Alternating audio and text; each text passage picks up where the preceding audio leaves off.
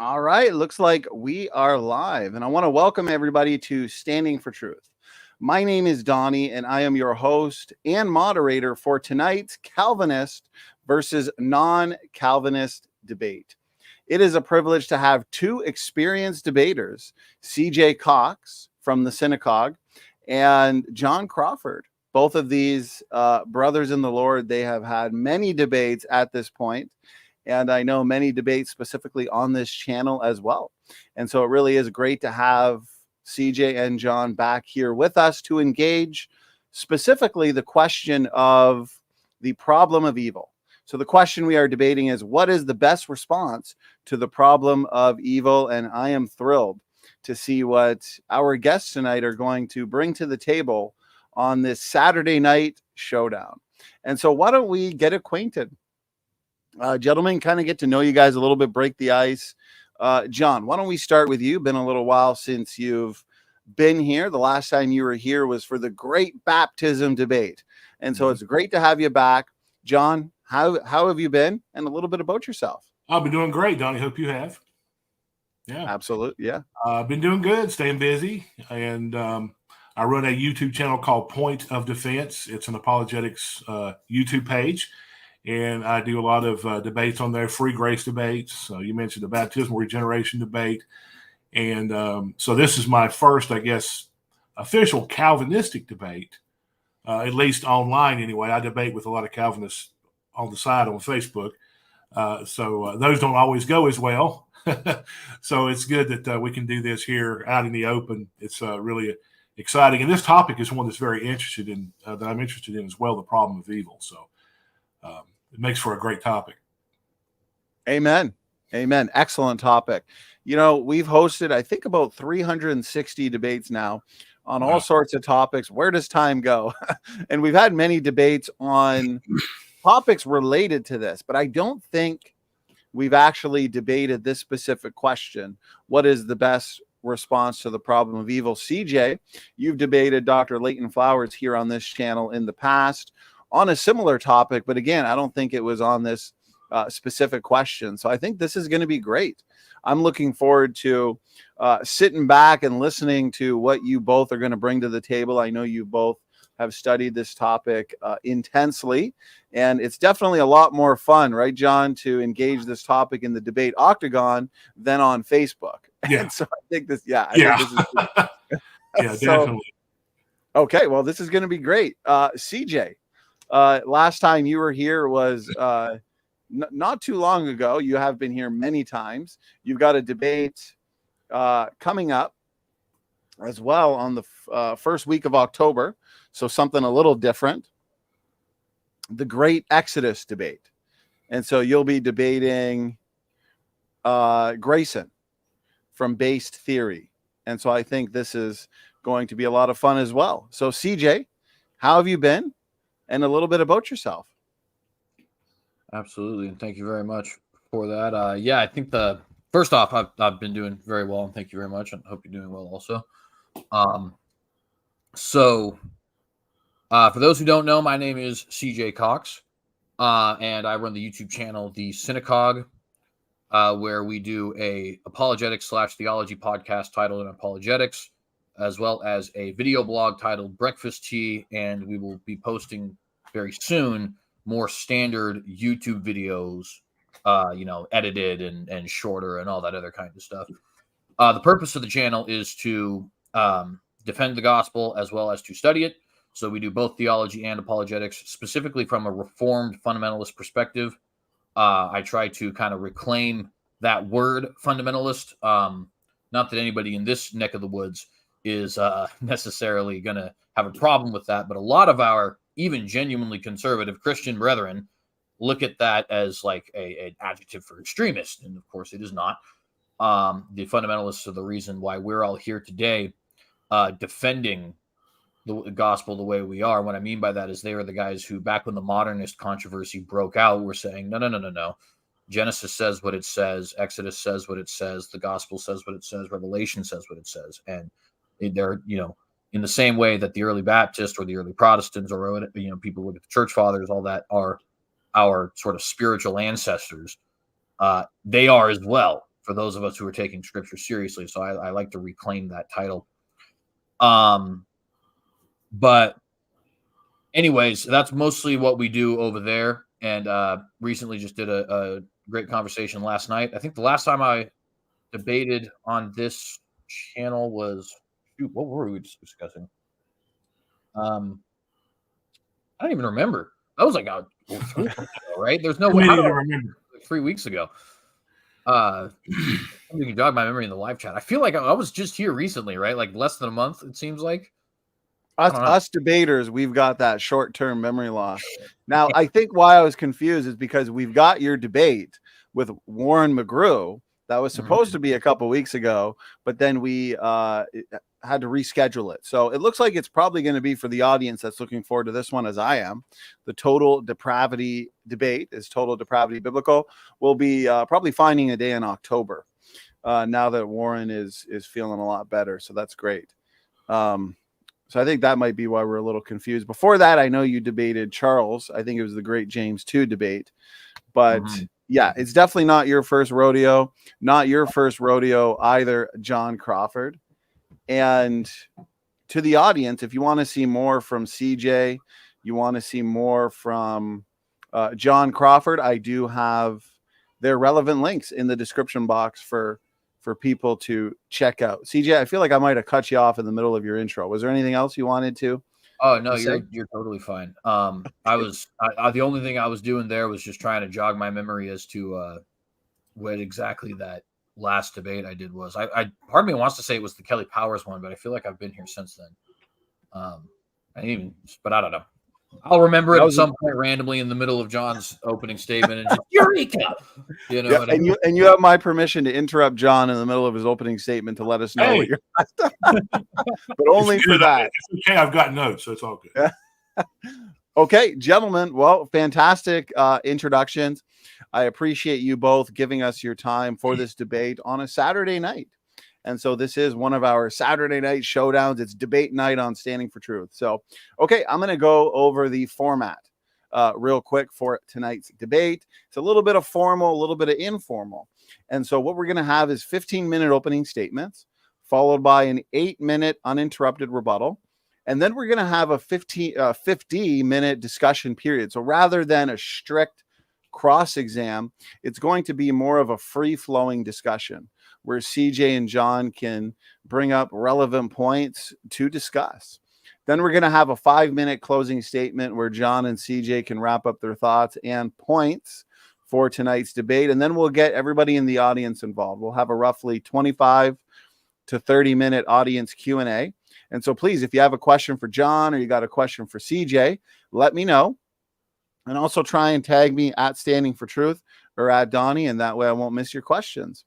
Okay, so we're going to get right into the debate itself. Again, the question, what is the best response to the problem of evil? So not necessarily an affirmative or a negative.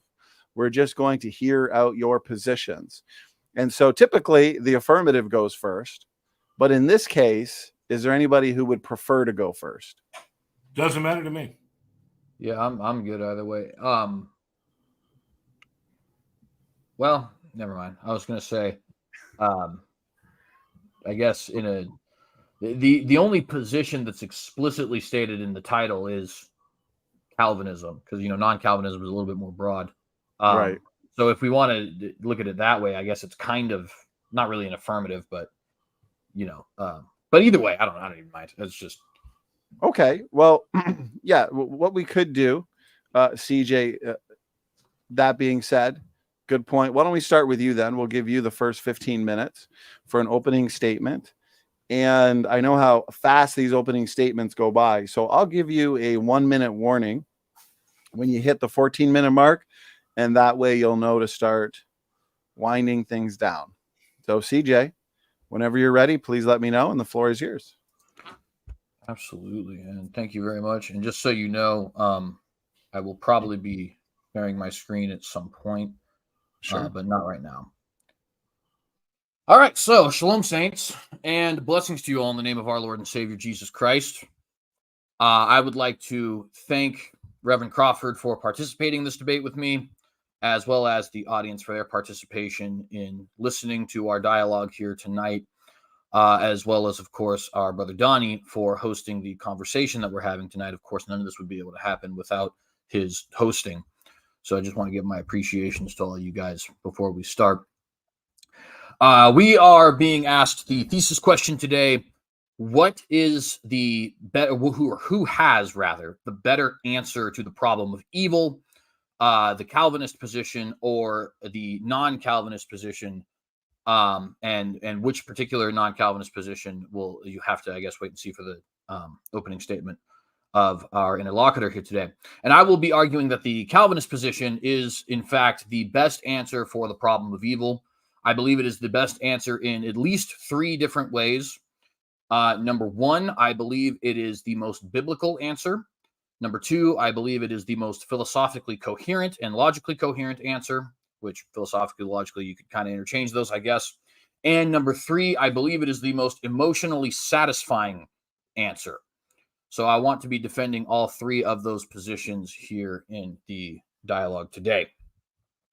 So before I get into why I think that is, let me actually illuminate to you guys what I believe the Calvinist answer to this position is. So many of you may be aware that the Calvinist position is that everything is predetermined, at least in some capacity, right? The Westminster Confession, the Westminster Confession, I think, does a very good job of explaining what we mean by this in its 3rd chapter when it says, God from all eternity did, by the most wise and holy counsel of his own will, freely and unchangeably ordain whatsoever comes to pass. Yet so, as thereby neither is God the author of sin, nor is violence offered to the will of the creatures, nor is the liberty or contingency of second causes taken away, but rather established. And so what our affirmation is, as you hear here, is that everything is predestined. God has foreordained absolutely every single thing that has come to pass, and that does include the evil things, but that he has managed to do so in his great power in such a way that our free will is actually not taken away. And this is why we say compatibilism rather than a hard determinism where free will and determinism are in fact not compatible with each other. So the question immediately arises, why would we take the position that God has ordained not just some things, not just good things or neutral things, but even evil things? Why would we claim that God has decreed evil things, and how does this suffice as a legitimate answer to the problem of evil? And to speak the problem of evil in its most robust form, for those who may not actually be aware, the problem of evil is essentially the question of if God is an omnipotent and omniscient and omnibenevolent, which means a being of supreme goodness, being, if he is all these things, right? Why does evil exist? And this was famously brought up by Epicurus when he says, God exists. He is omnipotent, omnibenevolent, and omniscient. An omnipotent being has the power to prevent that evil from coming into existence. An omnibenevolent being would want to prevent all evils. An omniscient being knows every way in which evils can come into existence and knows every way in which those evils could be prevented. A being who knows every way in which an evil can come into existence, who is unable to prevent them from coming into existence, but wants to do so, would prevent the existence, who is able and wants to do so, would prevent the existence of that evil. If there exists an omnipotent, omnibenevolent, and omniscient God, then no evil exists. Evil exists. Therefore, the conclusion is that God must not exist. Or another way he would put it is, if he wants to stop it, but he can't, he's not all powerful. If he doesn't want to stop it, he's not all loving. If he wants to stop it, but he doesn't know about it, he's not omniscient, right? So this is the problem of evil. So the answers, I think, to this come in multiple different facets, and the solution, to be straightforward with it, and then we'll get to the text, is I think the answer to the problem of evil is not to sacrifice God's omniscience, is not to sacrifice his omnipotence, and not to sacrifice his all-loving nature, but rather to say God has foreordained whatsoever comes to pass, including the evil, because that is the best way, according to him at least, to complete his plan, to bring his plan to fruition in such a way that it is most glorifying to him, and in such a way that it is best for us, his people. Okay. So why does evil exist? Because the existence of evil ultimately leads to the timeline that is most glorifying to God, and to the timeline that is most beneficial for God's people. So now we get to the point where I would like to share my screen to demonstrate this. Okay. So let me go ahead and pull up a screen share here. And don't worry, CJ, you won't lose any time. Pulling up your screen, I'll pause it. And now I do see your screen. And so you're good to go again whenever you're ready. Thank you very much. So this is Genesis 48, specifically verses 5 through 8, right? And here we see the sons of, actually, excuse me, I am in the wrong place here. Oh, shoot. Sorry about this. I'm going to go ahead and, rather than finding that and wasting my time, move on to Genesis 50. I pulled up the wrong verse. So this is here in Genesis 50. We see that Joseph's brothers are worried after the death of his father that he is actually going to come after them in vengeance for what they did to him. And for those who don't recall, what they did to him is they sold him into slavery. They lied to their father, saying he had been devoured by some wild beast. And of course, this is a very evil thing to do. It caused Joseph to be sold into slavery. Eventually, he gets thrown into prison. It's just a whole, domino effect of terrible things that end up happening to Joseph.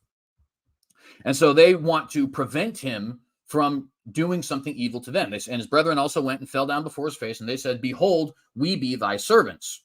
Joseph said unto them, "Fear not, for am I in the place of God?" And hear what he says here in verse 20. "As for you, ye thought evil against me, but God meant it unto good, to bring to pass, as it is this day, to save much people alive. Now therefore fear ye not, I will nourish you and your little ones." And he comforted them and spake kindly unto them. Right? So what we notice here is that Joseph says to his brothers, look, you guys did an evil thing and you meant evil against me, but God actually intended that evil act for a good purpose. And it's interesting, he doesn't say he used this evil act for a good purpose, but it says that he meant this evil act for a good purpose. In other words, there seems to be a very strong indication here that God actually intended this evil act for an ultimately good purpose, namely to save much people alive, to save the Israelite people from the famine that was coming across all the land, right? So we see here God is ordaining, decreeing, determining an evil act to occur, and that it is ultimately glorifying to him and ultimately best for his people. It saves their posterity, and it demonstrates his long suffering and his saving nature to save them from this particular famine, right? We see this again if we were to go to Acts chapter 4. So let me go ahead and pull this up here. Move to Acts chapter 4, and this here he is speaking about the crucifixion, right? And he says, starting in verse 47, "For of a truth, against thy holy child Jesus, whom thou hast anointed, both Herod and Pontius Pilate with the Gentiles and the people of Israel were gathered together, for to do whatsoever thy hand and thy counsel determined beforehand to be done." Notice he's saying that the evil act that they did in crucifying Christ, murdering the only innocent man that has ever existed, was actually determined, whatsoever thy hand did, was determined by his counsel beforehand to be done. "And now, Lord, behold their threatenings, and grant unto thy servants that with all boldness they may speak thy word, by stretching forth thine hand to heal, and that signs and wonders may be done by the name of thy holy child, Jesus." What do we see here, right? That the salvation of all mankind who will serve, at least, all mankind who will submit to Christ, comes through an ultimately evil act. The crucifixion of the only innocent man who has ever existed for crimes that he did not commit, right? So once again, God ordains, God decrees, God determines an action which is evil. And that action ultimately brings him maximum self-glorification and brings his people salvation that they would not otherwise have received via the atonement on the cross. And this is another example I'd like to give here in Exodus chapter 7. The Lord said unto Moses, See, I have made thee a god to Pharaoh, and Aaron thy brother shall be thy prophet. Thou shalt speak all that I command thee, and Aaron thy brother shall speak unto Pharaoh, that he send the children of Israel out of his land. And I will harden Pharaoh's heart, and multiply my signs and wonders in the land of Egypt. But Pharaoh shall not hearken unto you, that I may lay, notice that I may, in other words, for this reason, that I may lay my hand upon Egypt, and bring forth mine armies and my people, the children of Israel, out of the land of Egypt by great judgments. Once again, for a third time, we see here that God is saying he is going to ordain, determine, decree something that is ultimately evil, right? In this case, the hardening of Pharaoh's heart, such that he keeps the slaves in bondage, the Israelites in bondage, such that he punishes them even more harshly than they were already being published, saying, ye are idle, and doubling their work without giving them any provisions. And even such that he is going to bring his people, his Egyptian nation, down to ruin through things like the death of the firstborn and all these other sorts of plagues. Why is he going to do this? Because it will allow to, for lack of a better term, I don't really know a better word to use, him to multiply his signs and wonders in the land of Egypt to bring Israel out by a strong hand. Again, maximum self-glorification for him and maximum benefit for his people, the Israelites. And obviously now we're talking about believers in general. But nevertheless, we see God is ordaining evil things, and he's ultimately ordaining these evil things because ultimately they are good. God only wills good. He uses evil means to accomplish that maximum good, right? There's numerous other places we can go to demonstrate this. Proverbs 16:4, the Lord has made all, meaning every single thing, for himself, yes, even the wicked, for the day of doom. Or Romans 8:28 says, all things work together for good to those who love God, to those who are called according to his purpose. So we see he's made all things for him, for his own self-glorification, but he's also made sure all things work together for the good of his people. Now, this may be something that bothers some people, but that means very terrible actions. He said all of it. Now, all doesn't necessarily imply every single one in each instance. I think contextually in these two cases, it certainly does, right? All these things will work together for maximum self-glorification of him and for maximum benefit for his people, right? And the last one I'd like to move to here is briefly Romans chapter 9, where once again we see a similar claim being made by God. He says, let me go down here, neither because they are the seed of Abraham are they all children, but in Isaac shall thy seed be called. That is, they which are the children of the flesh, these are not the children of God, but the children of the promise are counted for the seed. For this is the word of promise, at this time will I come, and Sarah shall have a son. And not only this, but when Rebekah also had conceived by one, even by our father Isaac, for the children not being born yet, neither having done any good or evil, that the purpose of God according to election might stand, not of works, but of him that calleth. It was said unto her, the elder shall serve the younger. As it is written, Jacob have I loved, and Esau have I hated. What shall we say then? Is there unrighteousness with God? God forbid. For he saith to Moses, I will have mercy on whom I have mercy, and I will have compassion on whom I have compassion. It is not of him that willeth, nor of him that runneth, but of God that showeth mercy. For the scripture saith unto Pharaoh, even for this same purpose have I raised thee up, that I might shew my power through thee, and that my name might be declared throughout all the earth. Therefore he hath mercy on whom he has mercy, and whom he hardens, or whom he will, he hardeneth. Thou wilt say unto me, why doth he yet find fault? For who hath resisted his will? Nay, but, O man, thou art but who art thou that repliest unto God? Shall the thing formed to him say that the thing that formed it, why hast thou made me thus? Hath not the potter 1 minute. Thank you, brother. Power over the clay of the same lump to make one vessel unto honor and unto dishonor? What if, here's the relevant point, but we needed that context. What if God, willing to show his wrath and to make his power known, endured with much long suffering the vessels of wrath fitted to destruction, that he might have made known the riches of his glory on the vessels of mercy, which he had afore prepared unto glory? Again, we see God ordaining these evil things for maximum benefit of his people and for maximum glorification of himself. It is maximum glorification to the one who deserves glory, and it's maximum benefit for those of us who are serving him, right? Now, unfortunately, because I spent all this time on proving the biblical case, I will not get to the emotional and philosophical cases, but hopefully we'll get to that in the rebuttal time. But I hope at least you guys can see that all over Scripture, we see God ordaining, things which, at least to us, are evil, but which nevertheless are beneficial for God's people and which glorify God himself. And that is why I think that the answer to the question for the problem of evil is, it's not that he's not omnipotent, it's not that he's not omnipresent or omniscient, and it's not that he's not all loving. It's that this is the way in which God will achieve maximum glory for himself and maximum benefit for his people, that is the believers in his name. And with that, I would yield my time. CJ Cox, thank you very much for that roughly 15-minute opening statement. To the audience, I do appreciate how engaged you are in this debate as usual. I'm all caught up on questions. So again, we will be having an audience Q&A. Please make sure to tag me with your questions as you are doing, and I'll save them as they come in. Okay, we're moving into opening statement number 2. John Crawford, whenever you're ready, okay, please let me know. Share a screen here. Sure. Let's see here if I can get this to work.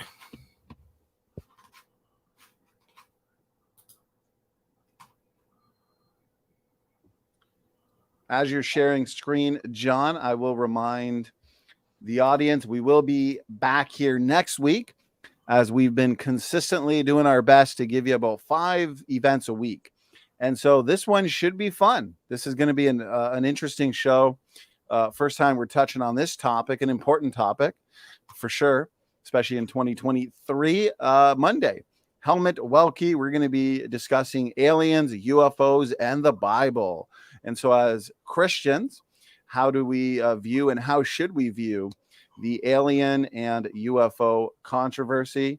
Then the very next day, another show I'm pumped for, Dr. Peter Line, an authority on this topic in the world of young earth creation. He will be here with Matt and myself for a discussion, a very interactive discussion on the hominin fossil record. So specifically, we are going to be examining the evidence for human evolution.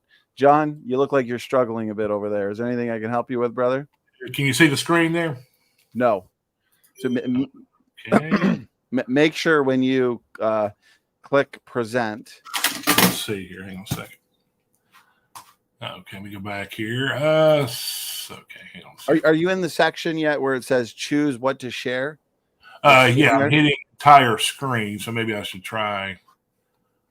No, that's right. Click entire screen. You'll see a mini box underneath entire screen. Mm-hmm. Click that box, and when you click it, the bottom right-hand corner, you'll see. Okay, I see it. Looks like we're good to go. All right, let's try it again here. How's that? Looks great. Looks great, brother. I think we're good to go. All right. John, the floor is yours. Go ahead. We're talking about the problem of evil. There are basically 2 views, and we'll get into that. But first, let's talk about what a theodicy is. A theodicy basically is the attempt to justify the actions of God, especially as it explains the reality of evil. Now, the 2 views we're debating tonight on theodicy are the 2 views. And of course, you've heard CJ's. His view is God's sovereign decree that all things, including moral evil, come to pass by the sovereign and unchangeable decree of God, by which he determined with himself whatever he wished to happen with regard to everyone. And then God's foreordination is the reason all things come to pass, including evil thoughts, actions, and deeds. I'm arguing against that. I'm arguing for a free will theodicy. God permits evil. God created humanity with the ability to make free moral choices, free will, which allowed for or permitted evil to enter into the world. Now, we need to define what evil is. Now, here's how some different philosophers, theologians define it. Evil is a departure from the way things ought to be. If an act or event is evil, it's because it diverges from God's intention or purpose. When good that should be in something is not in that something, that's evil. For example, health ought to be in a human body, but sometimes people get cancer. that can be considered to be evil. Hearing ought to be in an ear, but sometimes people go deaf. That's considered to be evil. Norman Geisler says evil basically is a lack or corruption of a good thing. Augustine defines it this way: evil is a real lack, a privation, the absence or corruption of a good thing. And so, and also the Westminster Dictionary of Theological Terms defines evil as that which opposes the will of God. So how can he decree it if it opposes his very will? What is evil like? Evil is like a wound in the arm. Wounds only exist in good things like an arm. The wound does not exist within itself. It exists only in something else as a corruption of it. It's evil's like rot to a tree. The rottenness exists only in the tree. Rot exists in the tree as a corruption of the tree. It's like rust to a car. Rust is a corruption of a good thing. Rust is real and a lack of a good thing. You can even say this: moth holes in wool. Moths can corrupt a woolen sweater, but holes do not exist in themselves. They only exist in other things. Evil is a real corruption of something else. In this case, it's the sweater here. And there are two kinds of evil. There are moral evils and natural physical evils. Moral evils basically are evils committed by free moral agents. Examples: war, crime, cruelty, discrimination, slavery, suicide, bombings, school shootings, church shootings. God didn't decree all that. There's natural physical evils: hurricanes, floods, earthquakes, and so forth. Now, you can look right here what some leading Calvinist scholars have said about evil. And CJ would probably affirm these. I'll just read one of them here for time's sake. James White believes that God causes evil. He was asked in a recent debate, when a child is raped, is God responsible, and did he decree that rape? Now listen to this, what he said. His response was yes, because if not, then it's meaningless and purposeless. And though God knew it was going to happen, he created it without a purpose. And God is responsible for the creation of despair. If he didn't, then rape is an element of meaningless evil that has no purpose. I'm telling you, folks, that is Calvinism, and that's just totally false. God did not call somebody to go out here and rape or murder or shoot somebody or all these things, all these horrible things you could think of. John Piper, another Calvinist scholar, affirms that God isn't just managing to turn the evil aspects of our world to good. It's rather that he himself brings about these evil aspects for his glory.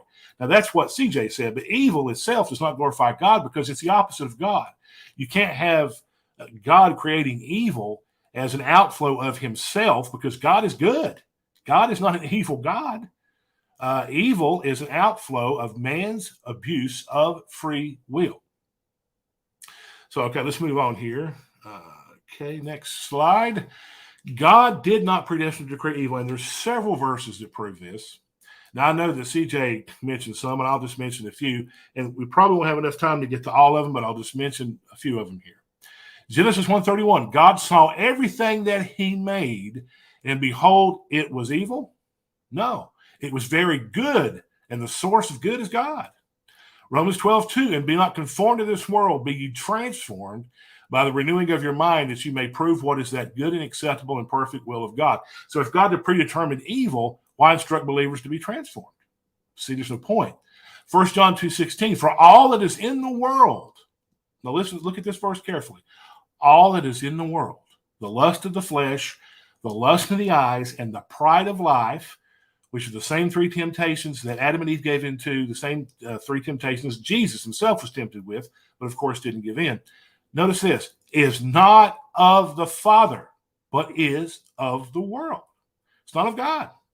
James 1:13 and 14. Let no man say that when he is tempted, I am tempted of God, for God cannot be tempted with evil, neither tempteth he any man. What's the source of temptation? It's not God.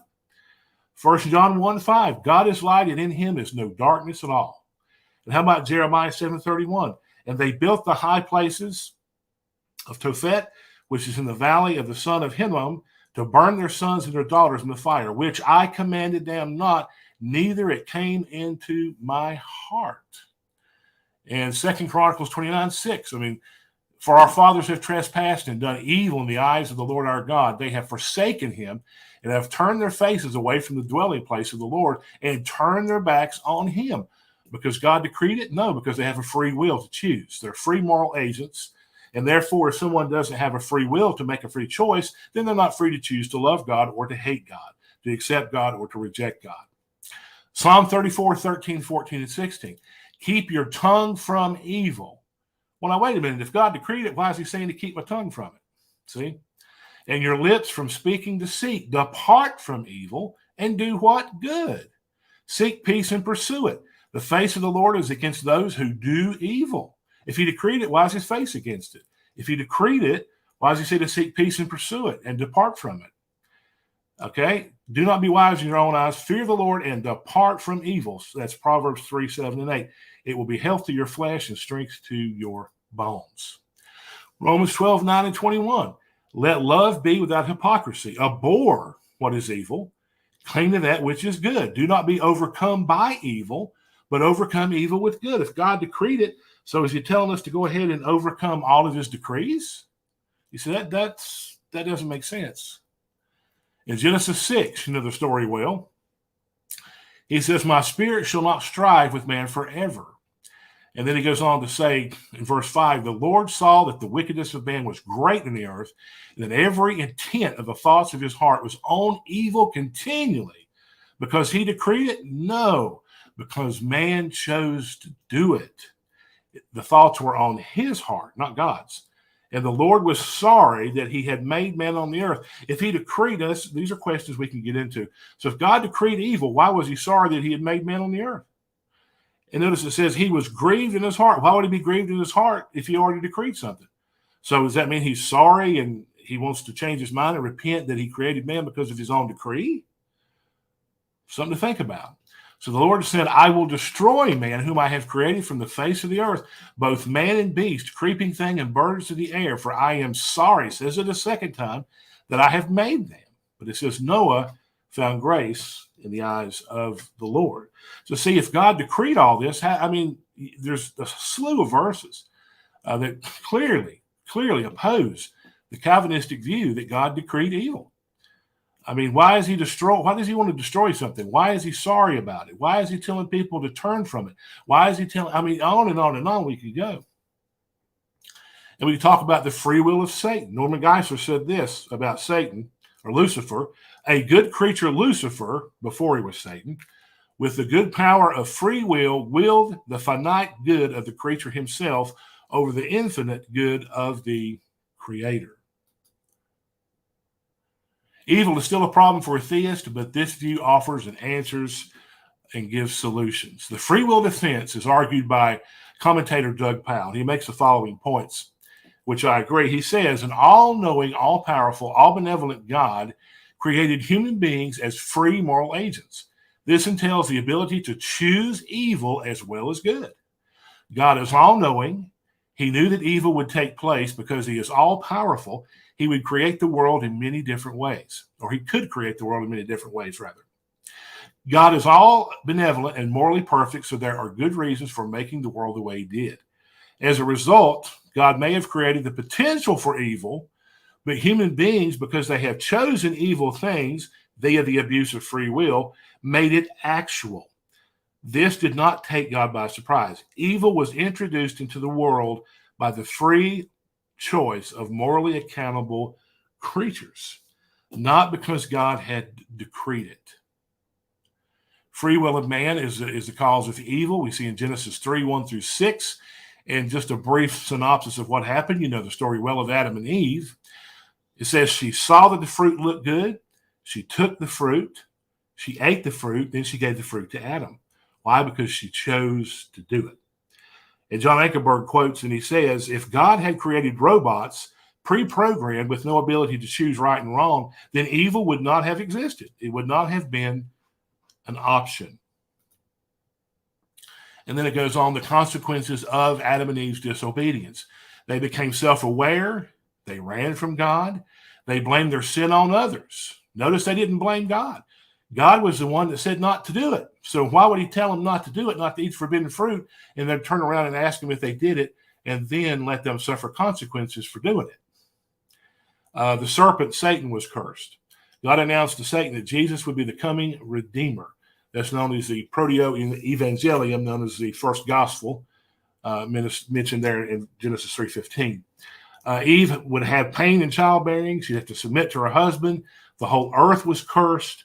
Adam would have to work, and it would be a hardship. Therefore, we have death, separation from God because of the free will and the abuse of God's free will that he gave to his creatures. God created only good things. One good thing God created was free will. God did create free will. So free will makes evil possible, since it is the power to do otherwise, and to do otherwise than good is evil. Hence, a perfect free creature can do evil. Evil cannot come from God any more than polluted water can come directly from a pure mountain spring. Nothing evil about free will, or else it would be evil for God and the saints in heaven to have it. So God created Adam and Eve with a free will, and they chose to disobey God by abusing that free will. And by the way, Satan has a free will, 2 Timothy 2:26. And his will is to destroy people, 1 Peter 5:8. So if God's will is always done on earth as it is in heaven, then that must mean Satan and God's will are the same. Do you see how ridiculous that is? And we could go on and on. Man can refuse to walk in God's law. Free will, that's Psalm 78:10, Proverbs 1:24. I have called, you have refused, Jeremiah 11:9-10. They refuse to hear. Man is commanded to submit in the scriptures. God never forced anyone to submit. They hearken not. You see the verses there. God commands man to walk in his ways, but he forces no one to do it. And there's kind of a little cute thing I threw up there. Responses to the problem of evil.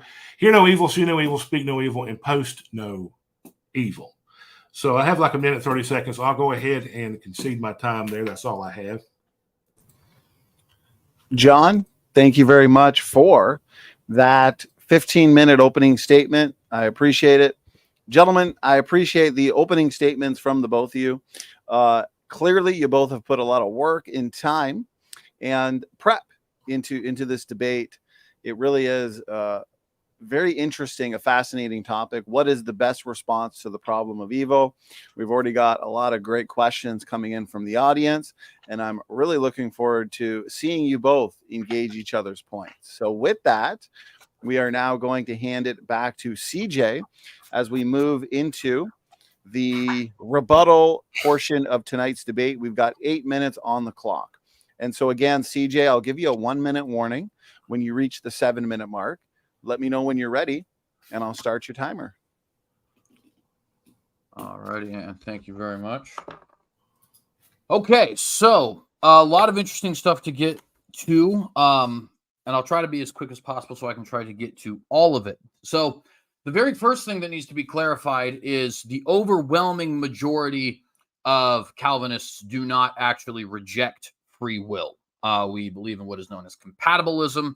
It is the philosophical position that free will and determinism are compatible with each other, and it is one of what is known as soft determinism, although technically that can be a little misleading because people tend to think that that means only some things are determined, which is in fact not the case. So it is important for us to note that in fact, not even just the overwhelming majority, I am not personally aware of any Calvinist theologian who would actually make the claim that free will does not exist at all.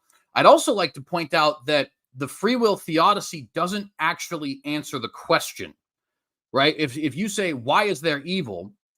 And then I say, well, because we have free will. Okay, well, are we going to have free will in heaven? So there must be evil in heaven, right? Because if free will equals evil and we have free will in heaven, then there must be free will in there must be evil in heaven, or we must not have free will in heaven, or free will doesn't in fact equal evil. So you haven't actually answered the question, right? You could also say, okay, why couldn't God have created? And some of these examples can get absurd. I'm not going to lie, but let's just mess around with it a little bit. Why do human beings have to have bone cancer in order for free will to be a thing? Why is it that if I put a knife into another human being, he'll die if free will is a thing? Like you, in other words, you don't have to, saying that I can't stab somebody to death in no way violates their free will, right? What if it was that God had created some mechanism to where women had like inborn chastity belts and they had to give explicit mental consent in order for somebody to have sexual relations with them? That would prevent all rape and it wouldn't violate anybody's free will. Why is that not a thing, right? In other words, the very existence of free will doesn't actually do anything to answer the question as to why these evil things actually exist, right? And furthermore, it doesn't explain our own concupiscence, which is to say our own inclination towards sin, right? In other words, just because I have free will does not mean I'm going to do all of the different evil things, right? For example, I've never killed anybody. For example, I've never robbed a bank, right? I've never committed any sort of sexual assault, or you can just go down the line. I've never massacred 6 million Jews in the Holocaust, so on and so forth, right?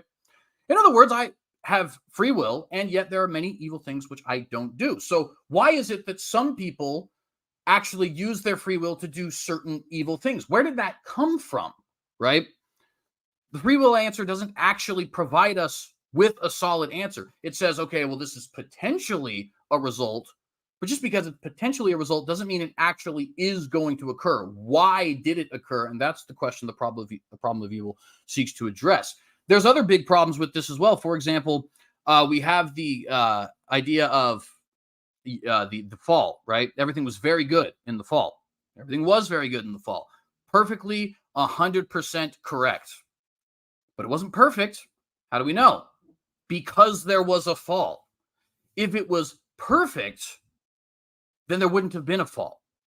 If if Adam was incapable of sinning because he himself had a perfect will, in other words, had no concupiscence, had no inclination towards sin, then he wouldn't have sinned. Hypothetically, if the serpent were to come into heaven after we are all raised from the dead and were to try and deceive us, do you think we would fall for it? Well, of course not, because God has promised he would wipe every tear and that we would actually be in a perfect state at that point. But we weren't in a perfect state beforehand. Otherwise, there would be no fall to begin with, right? So very good and perfect are not the same thing. And this is just flatly the case. We have, for example, things like 1 John 2:16, where he says these things are not of the Father. But I just demonstrated for you very many evil acts which God takes explicit credit for. So does 1 John 2:16 contradict Exodus 7, contradict Genesis 50, contradict Proverbs 16:4? Or is it possible that the interpretation being given is not actually one that is accurate, not actually one that is properly representing what is meant to be communicated? And by the way, just so you know, I think what's meant to be communicated in 1 John 2:16 is basically these things are not those things which God commands for you, right? God has told you not to murder. God has told you not to covet. God has told you to honor your father and mother. Therefore, if you don't honor your father and mother, if you do covet, if you do murder, you are doing things which are contrary to God's revealed will for you. Okay. What's another one I wanted to get here? We have the James says that he doesn't tempt, and James is using that to say specifically that he doesn't tempt us, or as in to say enticing us to sin, right? But he certainly tests. How do we know? Well, read the book of Job. The whole book of Job is about a test in which God not only permits Satan to test Job, but he's actually the one who draws Satan's attention to Job. He says, without Satan having ever said a thing, have you considered my servant Job? Now, why would God say that? He is omniscient. He knows exactly what Satan is going to do if he points out, hey, have you considered my servant Job? And yet he does it anyway. Why? Seems like God is determining something that we might get a little bit queasy about. Or as another example where Genesis 22 just outright says, God tempted, there is used to mean tested, Abraham, telling him to sacrifice his son. Now, was he enticing him to sin, as James is saying? No. And therefore, Genesis and James do not actually contradict each other. But he is certainly testing him, which is another way of communicating that word tempt. So we need to be very clear about what we're saying James communicates. There was the question about why instruct us to transformation. I think that is a misunderstanding of, first off, a misunderstanding of Calvinism, but more importantly, it's grounded in this idea of the idol argument, where if I'm predestined to get better, why would I try to go to the doctor? I'm either going to get better or not get better. The answer, which has existed for some 20 1 minute. Thank you, brother, is that it is entirely possible and, in fact, likely that if you are predestined to get better, it is because you're predestined to see a doctor that has the answers. In other words, if you're predestined to be saved, it is because you're predestined to accept the gospel. If you're predestined to live righteously, it is because you're predestined to be transformed via regeneration, so on and so forth, right? So God predestines both the ends as well as the means. We have things like, why would God be sorry in Genesis chapter 6? And I think this is something it's a very interesting question. It's one that I want to talk about a little bit more during the open discussion. But I could just flip the question around to the non-open theist, non-Calvinist. Why is God sorry? I mean, he knew it was going to happen, and he created them anyway. And he could have created them differently if he wanted to. Like, he could have created them in such a scenario. 10 seconds. Thank you, brother. What occurred in Genesis 6 didn't actually happen, and yet he did. Why? And I think that answer will ultimately show that we're on the same playing field, even though the non-Calvinists would like to say that we're not. Anyways, I want to yield my time there and not take too much. CJ, thank you very much for the fast-paced 8-minute rebuttal. You never realize how quickly 15 minutes and 8 minutes goes by until you've done a debate, especially these rebuttal rounds. So appreciate it, CJ. John Crawford, we're now going to hand it back to you for your 8-minute uninterrupted rebuttal. So, John, whenever you're ready, let me know. I'll start with that. Okay, here we go. Okay, those verses that were mentioned are typical Calvinist responses about the hardened heart, Pharaoh's hardened heart, Genesis 50, and the brothers and Joseph and the slavery and all that. So, and the thing about, and that's all, those are actually, we could even have different discussions just on those scriptures alone because they're so detailed, right? But there's not enough time to hit everything. So I'll just try to hit what I can hit. As far as Joseph and his brothers, God, I believe, works within the context of evil. Okay, it does, but that does not mean he did the evil or he created the evil or he caused the evil. Because as I've demonstrated from scripture, God is good. And then if you take a quote from Richard Dawkins in his book, The God Delusion, he makes a statement. He's an atheist. And he makes this statement about the problem of evil. He says, because the problem of evil is the way it is, and if God exists and he created it, then either A, God is evil himself, or B, doesn't exist at all. Which, of course, we know God exists, right? We could argue that. But they actually have somewhat of a point when they say, well, God must be evil then, because after all, if he decrees evil, then and everything that comes from God is creation from him, then that must mean there's some evil in him, right? I mean, you can see why the atheist would even reason that way. I don't agree with that. I'm just saying that's what they think of it. You can see why they would think that. Something else was mentioned about good not being perfect. I don't know if CJ was implying that I said that. I never said good meant perfect. In fact, I never even gave a definition. Good just means God is good. He is all powerful. He's all knowing. He's ever present. And he's without sin. God himself is. God is perfect, yes. So his creation itself, we know Adam and Eve weren't perfect. It's true. You made the point about them or they wouldn't have sinned. That's true. However, and we can get into a whole discussion about lapsarianism and ultra-lapsarianism and did God decree the fall and all that. But that's another story too, another discussion. But the point of it is, God told Adam and Eve, do not eat of the fruit or you will die the day that you eat of it. Now, of course, we know they didn't die instantly. They began to die physically. And death basically in the Bible is separation. So I don't think God would decree Adam and Eve to eat the forbidden fruit so they could die and be separated from him. And another interesting point, when Adam went and hid from God in the garden, God had to go find him. And then Adam he wasn't so depraved that he couldn't hear God's voice still calling out to him, even after he sinned. So I'll just mention that. But certainly God's creation, God created free will. Man did not create it. He predestined that man would have the ability to choose. Or else we're a bunch of automatons, or we're like one of those little dolls you pull that say, I love you, like a little pull string, you know. I don't think God made us robots. He made us free moral creatures. And the Bible is explicitly full of examples about how people can choose God, to love God, to hate God, to follow God, or not to follow God. You also mentioned Romans 9. That's a whole other discussion, and that deals, I don't believe, with individuals' election to salvation, but election to service. And there's a lot of other verses along that you mentioned in that as well.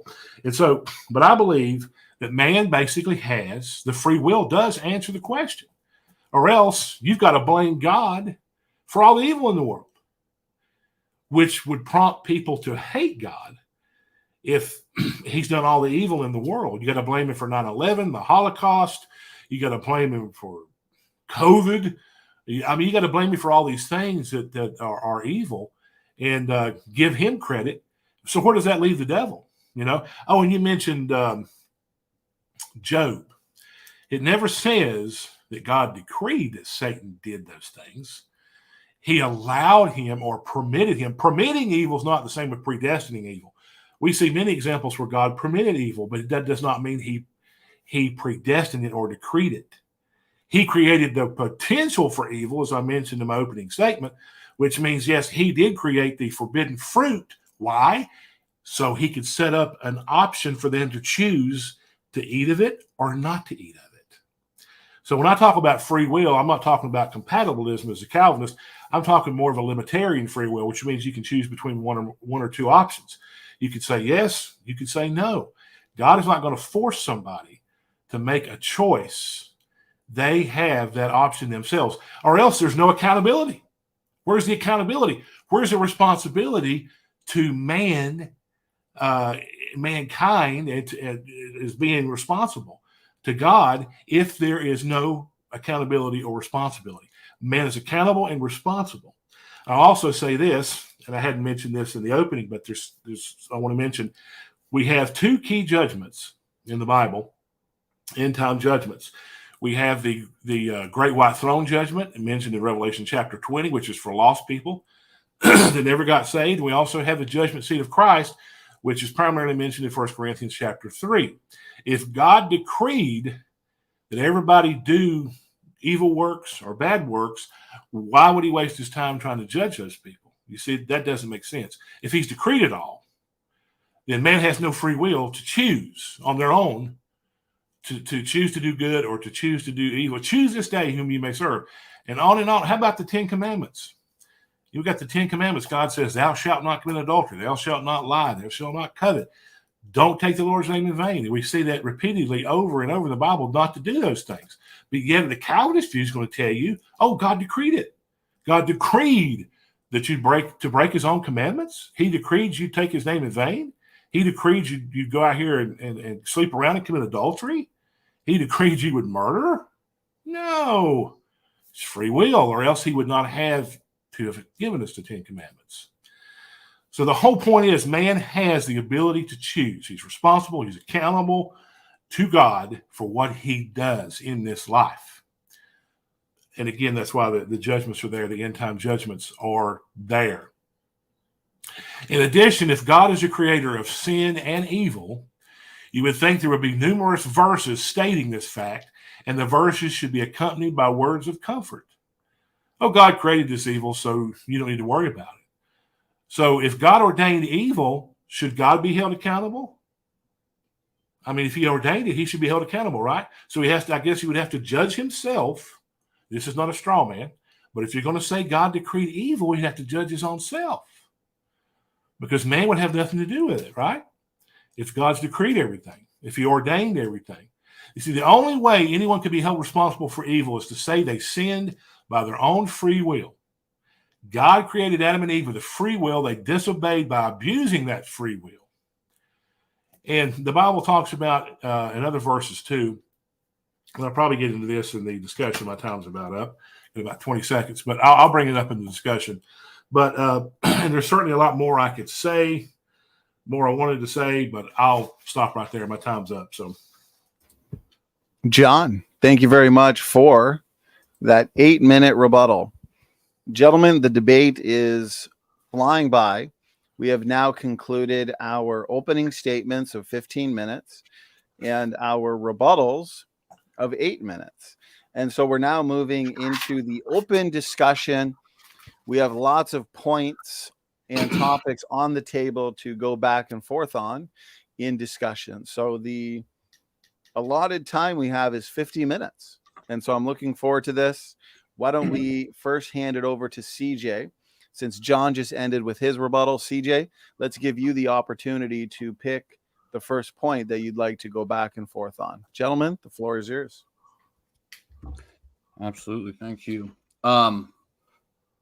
So there's a lot of different questions I think I want to ask. I guess I'll start with the first one of how do you define libertarian free will? Because philosophers differ on what that term even means. Sure. I just define it as simply the option to choose between one or two options.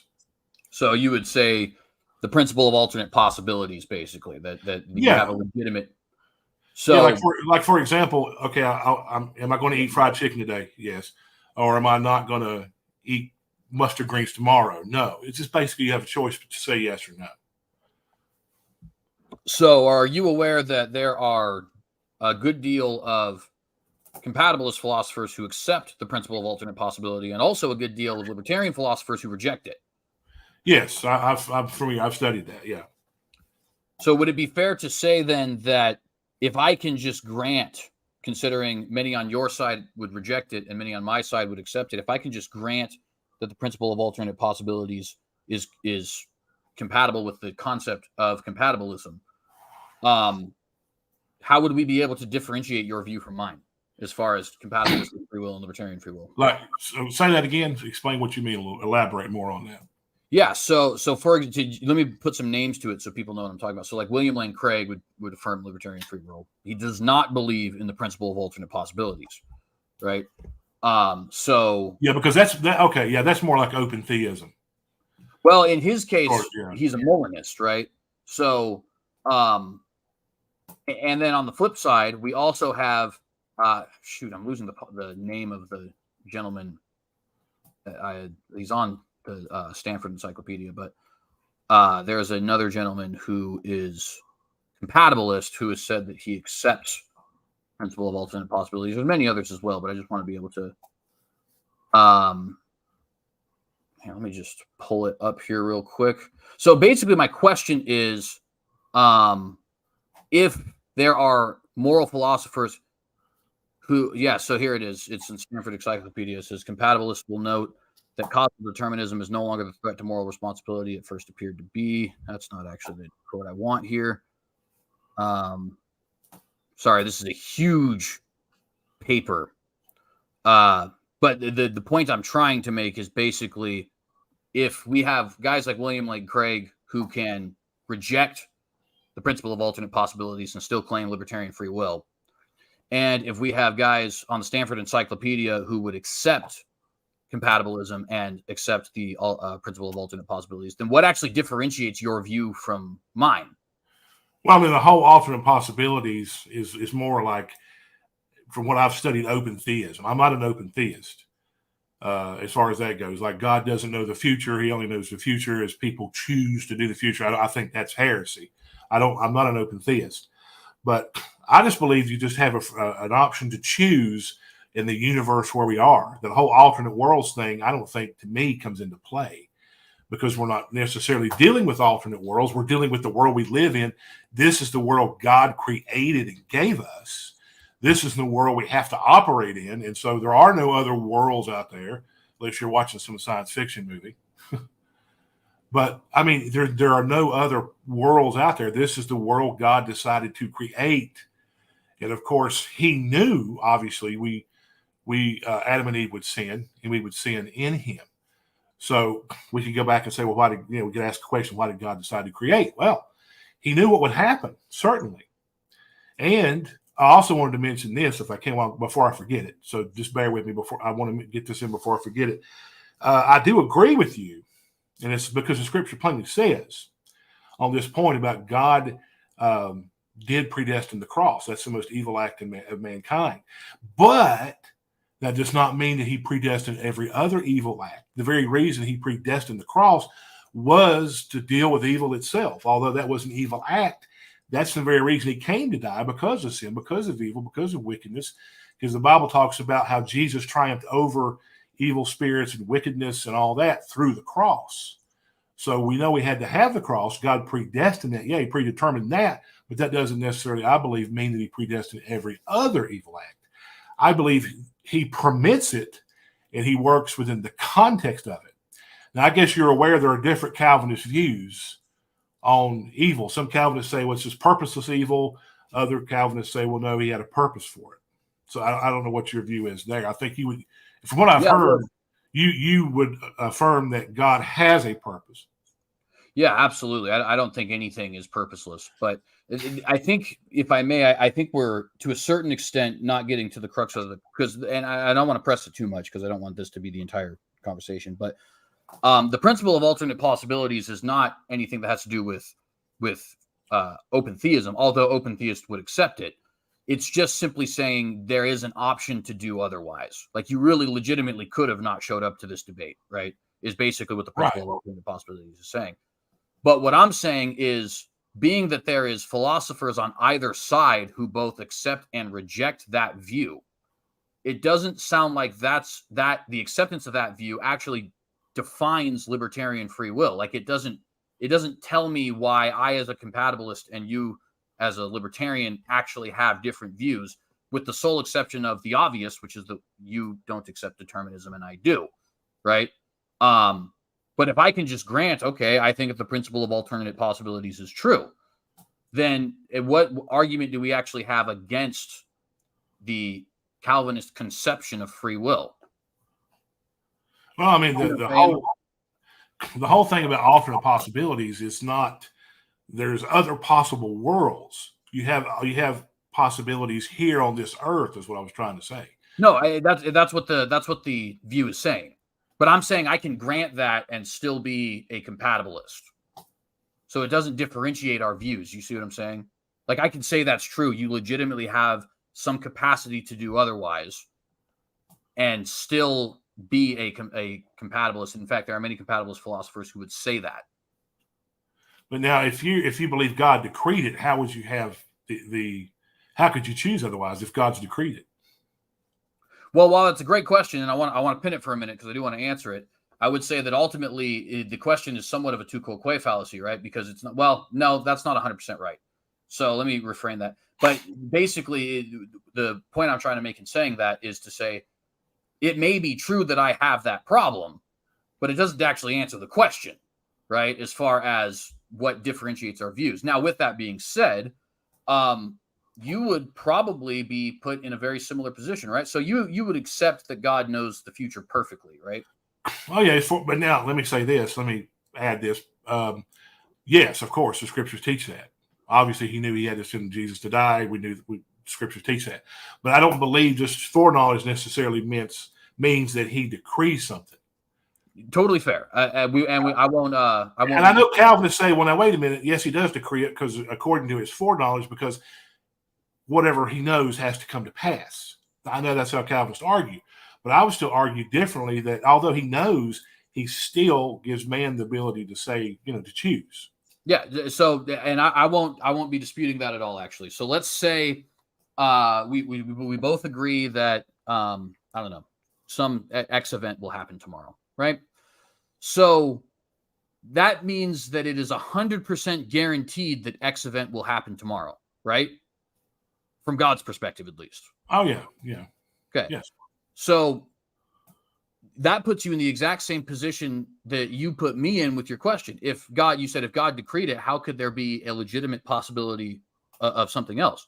But if God knows it with 100% Cartesian certainty, how could it be possible that there's actually something else, right? So in other words, me and you are both saying there's some sense in which alternate possibilities do exist, but there's another sense in which alternate possibilities don't exist. You see what I mean? Are you saying they're both? Yeah, there's a sense in which we have the capacity to do other things, right? I can pick up this pen and I can put down the pen. I just demonstrated the principle of alternate possibilities in a very rudimentary way that would probably make the philosophers squeal if they saw me do that. But nevertheless, so we know it's true to some extent, right? But we also know it's not true to another extent, because if God knew I would pick up that pen at that moment in time, then he knew that it was 100% certain I would pick up that pen at that time. So in some sense, it was fixed, right? So there's different senses that both you as a non-Calvinist and I as a Calvinist affirm as far as a set future, and there's senses that you as a Calvinist and me as a non-Calvinist affirm as far as alternate possibilities are concerned. And all of this is getting back to my initial question of, I am struggling to figure out what alternate possibilities even, or excuse me, what libertarian free will even means, and which we need to define that if we're going to say that actually is a solution to the problem of evil, right? Well, I mean, it's just like, Leighton Flowers defines it. He gives a good definition. It's basically the option to choose between two options. It's simple. Right, but I can accept that, is my point. I can be a determinist and still that's how it's defined. It's not really overly complicated. Now, how do you define compatibilistic free will from your I would say that it is free will in which basically the human agent is genuinely free in some capacity, and I would argue for both principle of alternate possibilities as well as sourcehood. And also, God has determined all things, and these two are compatible with each other. So to give an example of that, sourcehood is basically the idea that I do what I actually desire to do, right? I think that is perfectly compatible with the idea that God has determined all things. And I also think there is some sense in which I am capable of doing other things, in so much as that I have the mental and physical capacity to do those things. But there is also a very real sense in which I can't do other things, in so much as that what is decreed is what will happen, just like you would say what God knows is what will happen, right? So in some sense, you could say that, yeah. Right. So I just don't believe because he knows it, that means he decrees it. And I'm not making that argument, right? Yeah, okay. Most Calvinists do. So maybe you're a different type of. I don't want to lump you into all the other Calvinists, because there's different types of Calvinists. So, and I appreciate that. So the reason I'm bringing this up is because even though I think free will doesn't answer the question, even if we just say, okay, it does, the version of free will that you've provided is a version of free will which many Calvinists and even non-Christian compatibilist philosophers would just say, yeah, that we can accept that, actually, right? So there's not really, in other words, it's not even a counter position to what I'm saying as much as it is, it's like people say God has ordained all things for his own glory or for his own righteous purposes. You're just claiming you know what those righteous purposes are, which, to be fair, if you figured it, and I'm doing the same, right? I'm claiming it's for his own self-glorification for the better of his people. So I'm not insulting you in any way by saying that. But I'm just saying, when you say evil because free will, but we're both affirming God's omniscience, we're both affirming him as first cause, we're both affirming his omnipotence, all you're doing is saying, no, I know what those righteous purposes are. God has decreed all things for his own righteous purposes, and I know what it is. You know what I mean? Because we don't have a clear difference that actually defines your libertarian free will versus my compatibilist free will. You see what I'm saying? Yeah, maybe in a sense. Okay, let's see. Let me see. I had something else wrote down. I was going to. Yeah, certainly. Ask about. Oh, you mentioned about free will being a thing. I don't think you could define it as a thing, because that's too general. That's too broad. It paints the brush too broad. Mm-hmm. Free will, I've already, we're not free in the sense to fly off a building and sprout wings. Obviously, we're not free to free will is not a superpower, and free will is not more powerful than God. Now, I'm not saying you do, but a lot of Calvinists say, "Oh, you just don't understand Calvinism, and you're saying that free will is higher than God or more powerful than God." No, I've never said that's ridiculous. I mean, God's sovereign. The you worship your free will cliche. Yeah, I've heard that. Yeah, and it's not. It's not. And that's why there are certain consequences, as a result of choosing either right or choosing wrong, choosing immoral or moral actions. That's where the consequences follow. So if you choose the wrong thing, you're going to suffer for it, either in this life or the next one. If you're a believer, you'll lose rewards. If you're an unbeliever, obviously you get punished, different degrees of punishment in hell.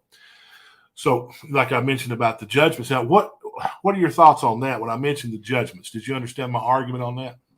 Yeah, it's basically if I understand correctly, and correct me if I'm wrong, if God has decreed all things, why does he judge mankind?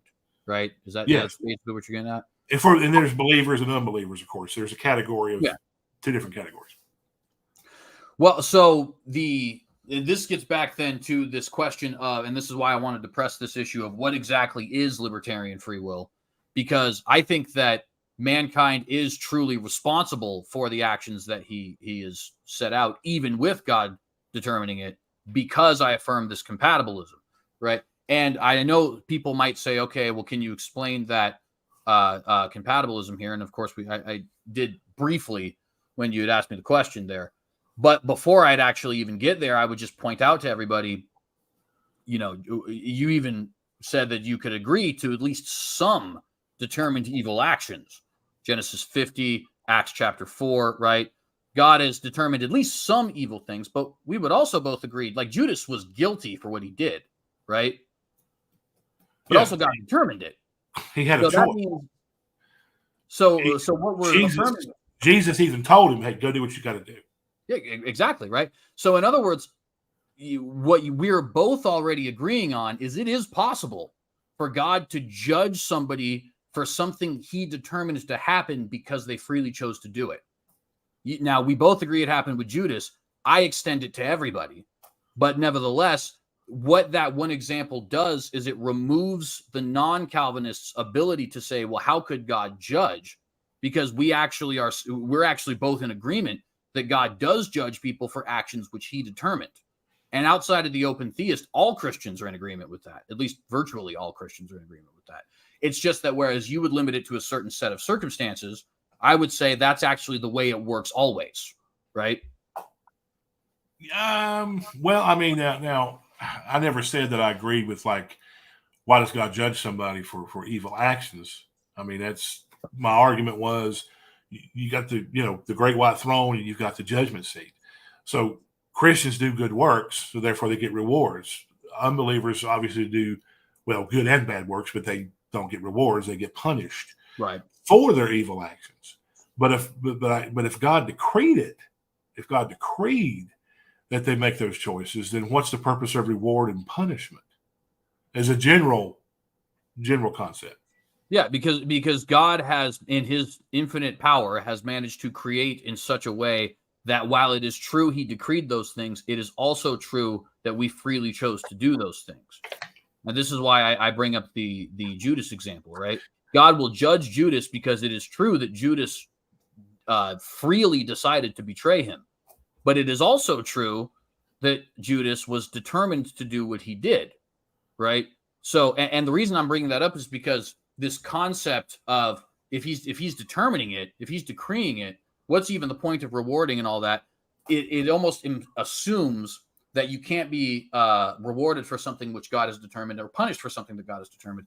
But in that example of Judas, we're both agreeing that God is punishing something that he determined. And there's other examples with that as well. Pharaoh and the brothers, although the brothers don't end up seeing their punishment. So that is really more of an example of God's mercy than anything else. I digress. So then the only difference there is I'm extending that to everything and you're keeping it limited to these one examples. But regardless of that difference, you've officially hamstrung yourself as far as that particular objection, right? Because you've already conceded that's a possibility. God can justly judge somebody and have determined the thing he's justly judging them for. You see what I mean? It depends on the context, but my question was in a general sense, generally speaking.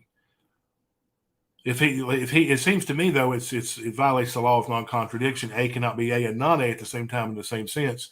So in other words, it can't be true in the same time in the same sense that God is going to punish sinners in hell for what they've done, what they chose to do, or reward believers if he's already decreed it. That seems like a contradiction. He would be up there saying, okay, John Crawford, you're in heaven now, and I decreed you would get 5 rewards, but yet you chose to do this for these 5 rewards, or you chose to lose these 5 rewards, whatever the case may be. Hopefully I'll get them. But the point is, it seems like God would have to contradict his glory and impugn his own character to literally go against what, if he decreed it, it just seems like a contradiction. Right, but this is why I think it's so important for me to stress the fact that we're already agreeing on this for at least one instance. Because like a logical contradiction, right? Like a square circle, right? It can't happen ever. It can't happen even one time because it's a logical contradiction, right? Like you just said, A can't be A and non-A. It's the law of non-contradiction, right? So if even one example exists where God is judging somebody for something he determined or rewarding somebody for something he determined, we can't say it violates the law of non-contradiction anymore because by definition, logical contradictions can't happen. Now, that doesn't prove, I want to be clear here, that doesn't prove that compatibilism is true in every instance, but it does remove the ability of the non-reformed to use this as an objection against the reformed because it's not, you're conceding already that it's not actually a logical contradiction. And I only need to show one case of it occurring in order to demonstrate that objection doesn't work. And again, I want to be clear, that one objection doesn't prove that it's true as a rule. It only proves that the logical contradiction objection doesn't suffice. You see what I mean? Yeah. But I mean, I guess I still think we're still different on that, though. We are. No, certainly. That's because see, man, would you agree that man is to be held accountable and responsible for his actions? Absolutely. So if he's held accountable and responsible, when he faces God, is God going to say, well, you're accountable to me, but I went ahead and ordained you to do it? Well, I mean, I'm sure that God isn't going to be speaking, Well, no, I'm just using but the point you're asking, yes, God did ordain and decree those things to happen, I think. Okay, we'll move on here. I had some other stuff I wanted to get to here. We got about 28 minutes, I think. Let's see. And I'll give you a chance to ask me something too. Since we're just kind of dialoguing back and forth. First, did you guys at one point, fantastic discussion so far, it's flying by. So I thought I'd ask, did you gentlemen want to pick any specific verses to maybe go over in light of the topic? John, I know you're about to pick another topic or point. So why don't you do that? And then after that, maybe we can pick some relevant Bible passages. Yeah, we can go back to the ones I mentioned or the ones he mentioned if we want to do that. Or okay. Yeah, and there is one other point I did want to address outside of Scripture, though, if that's okay. Sure. And now, of course, I do want to get to the Scripture as well, but there is well, I don't want to say it now because you were about to say something, and then we'd go on that topic, right? So I'll wait my turn. But I did want to address at least one more thing before we. Okay, let's do that. So I think that's a good idea, CJ. John, pick your point that you wanted to discuss. We'll go back and forth on that a little bit, CJ, and then we'll allow you to pick your next point or topic, and we'll go back and forth on that as well. So, John, over to you. Okay. Let's see. Some of this I might have touched on briefly, but 1 Timothy 2:25 and 26, Paul talks about the devil taking people captive to do his will. And of course, we know the devil, Satan, is the prince and god of this world, John 12:31. Right. And he seeks to hinder the gospel, right? Matthew 3:19, 2 Corinthians 4, and 1 Thessalonians 2:18. So now, why would God, if he decreed everything, why would God want to hinder his own gospel? Well, so the ultimate answer is that God is determining all things for maximum glorification of himself and for the best possible outcome for his people. I think Romans 8:28 and Proverbs 16:4 would be good demonstrations of that.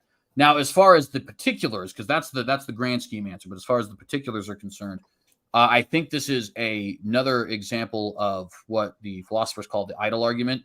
The basic idea being if ends, why means, right? If the ends are already determined, why do the means matter?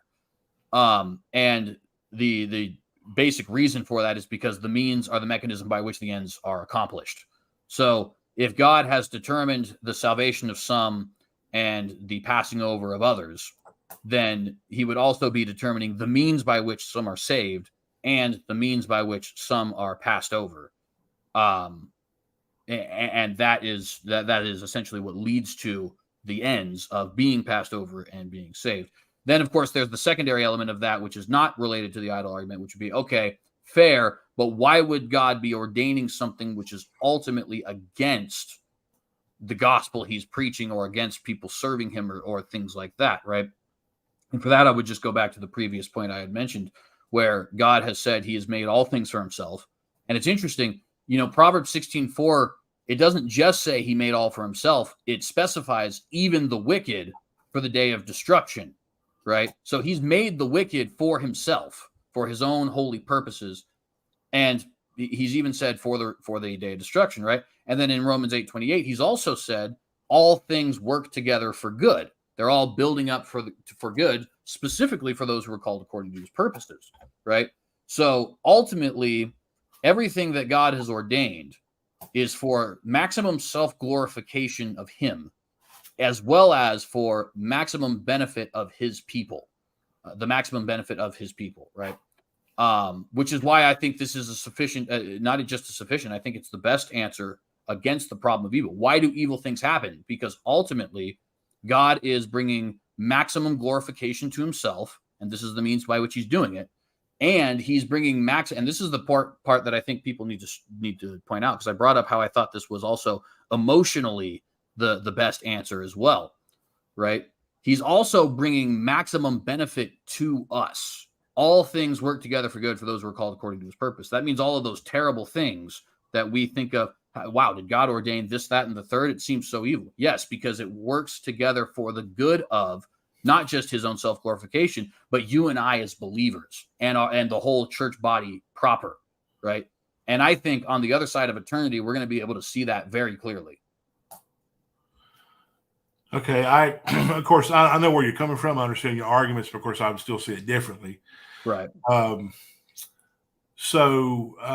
see. So now, do you believe, you agree that God made everything good, correct? Genesis 1:4. Yeah, certainly. 12 and 31, it says God made everything good. So now, is evil a good thing?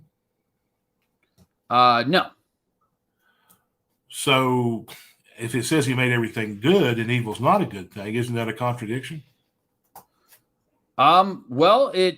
While I can certainly say I can see what you mean, and I even can say, yeah, it kind of sounds like it. I think the issue with it, though, is that it's not really, how do I put this? Neither one of us can actually get out of that problem, I think. In fact, I don't think anybody can really get out of that problem so there's this, are you familiar with the concept of concupiscence? No, I'm not familiar with it. Okay. I will just break it down in the simplest way. Basically, it's the natural inclination to sin, right? Humans are concupiscent, meaning that we have a natural inclination towards sin, right? So that is something internal within us, right? And it's something which Jesus Christ himself lacks. We actually see this in Hebrews where it says, he's made every way like us except for sin. So he doesn't have that natural inclination towards sin like we do, right?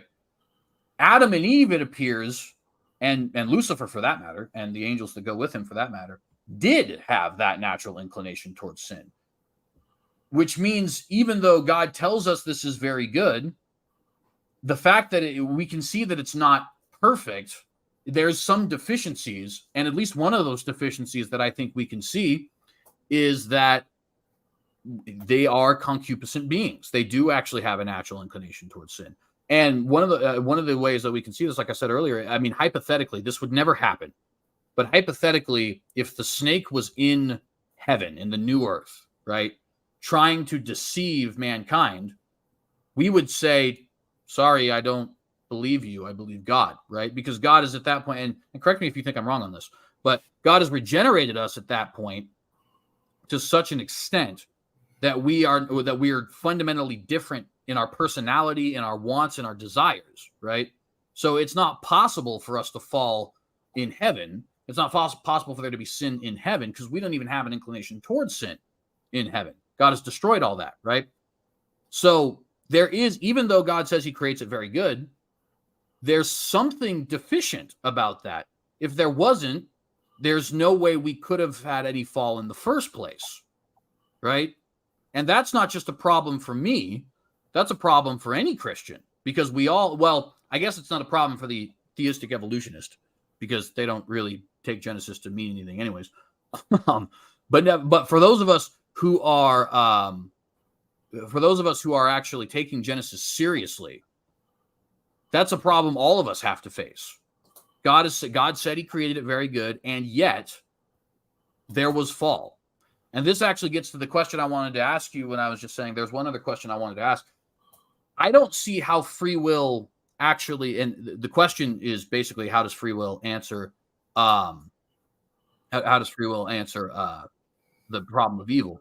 Because I don't see how it does, right? Like it's entirely conceivable for God to create us with free will and also for evil not to exist. And in fact, I would just ask you the question, are we going to have free will in heaven, do you think?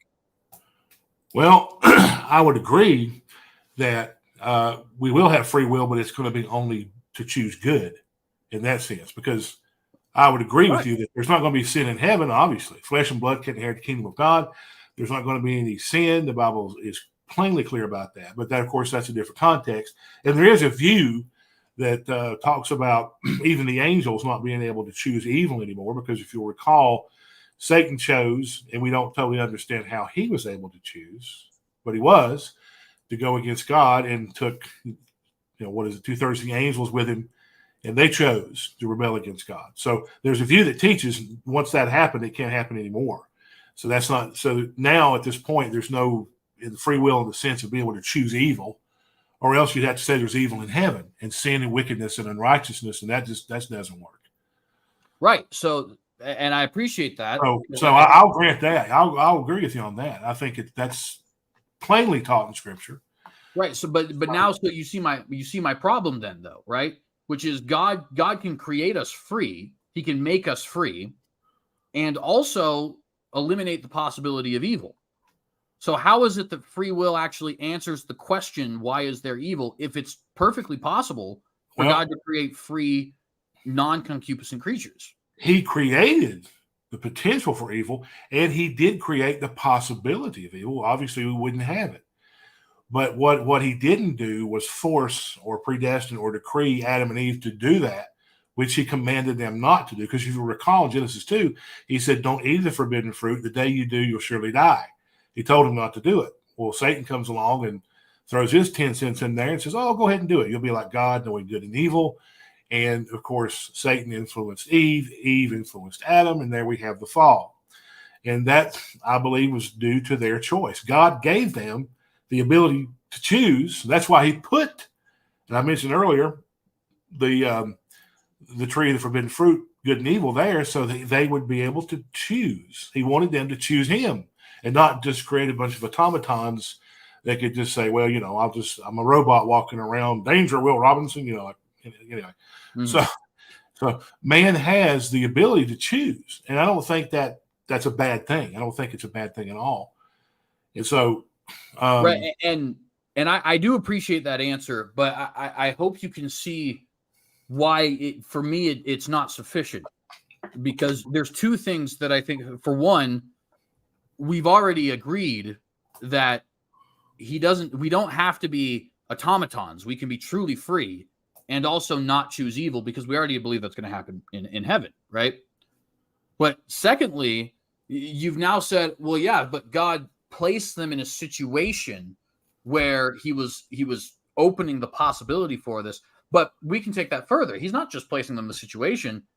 He actually knows what's going to happen. Right? Think about that. We already affirmed that. Yeah. Right. Exactly. So you and I, even though I don't know if you would affirm this verbally, but we're actually saying both that God has determined evil things. He created a being that was free, but also not just simply free, but free to choose evil things. Then he put them in a situation where he knew they would do evil things, and he didn't intervene to stop it, right? So like God creates the garden, he creates the tree, he creates the serpent, he puts them all together, and then he puts Adam and Eve in there, and then he gives Adam and Eve the capacity to choose that tree of knowledge of good and evil, right? So it sounds to me that the position you're saying, it just can't hold water, right? And I'm not saying that to be disrespectful. I actually very much appreciate the conversation we're having here, but it's just like it doesn't answer the question. We're saying, well, free will, but we're going to have free will in heaven, and yet we're not going to be sinning. And God could have created us with free will and not concupiscent, but he didn't. And even if he did, he didn't have to put the tree of knowledge of good and evil there, but he did. So how does free will actually solve the problem? Well, again, it goes back to what I've been saying the whole time. Man has the ability to choose. When he chooses and goes against God, and obviously God says he hates that. He gets angry at that. So because man chooses to go against him, and man can do that. But if you look at it from the Calvinist perspective, God's decreed it, so it's all good. And that's that's what's not sufficient to me, because just because God permits Satan, permitted Adam and Eve, and permitted the tree to be there, and because he created the potential, does not mean he created the problem of evil. In other words, he didn't cause, he caused the fact that they had free will, but he did not cause the act of their free will. Yeah, so honestly, to me, it just kind of sounds like you're saying the same thing I am with a little bit of a twist, which to an extent, I guess, is not even too big of a problem, right? I'd almost say, well, welcome home, brother. But no, not quite. But so let me give an analogy, and I wanted to pose it as a question. Let's say I'm in a little tiny room here, right? Let's say I put a zebra in this room. And then I kept a lion hungry for a week. And then I put the lion in this room. Now, I know almost with Cartesian certainty, but God does know with Cartesian certainty. But nevertheless, even in this analogy, I know that the lion is going to eat the zebra, right? Because I put them in this tiny room and I've made sure he's hungry. But I didn't actually control the lion. I didn't actually force the lion to eat the zebra. I simply put them in the same area where I knew for a fact that the zebra would get eaten, barring some crazy circumstance like an earthquake, or maybe the zebra happens to judo kick him or something like that, right? So in that scenario, we would say I determined the zebra to be eaten, right? Like I have set up. You're creating the environment, perhaps, if you want to argue that.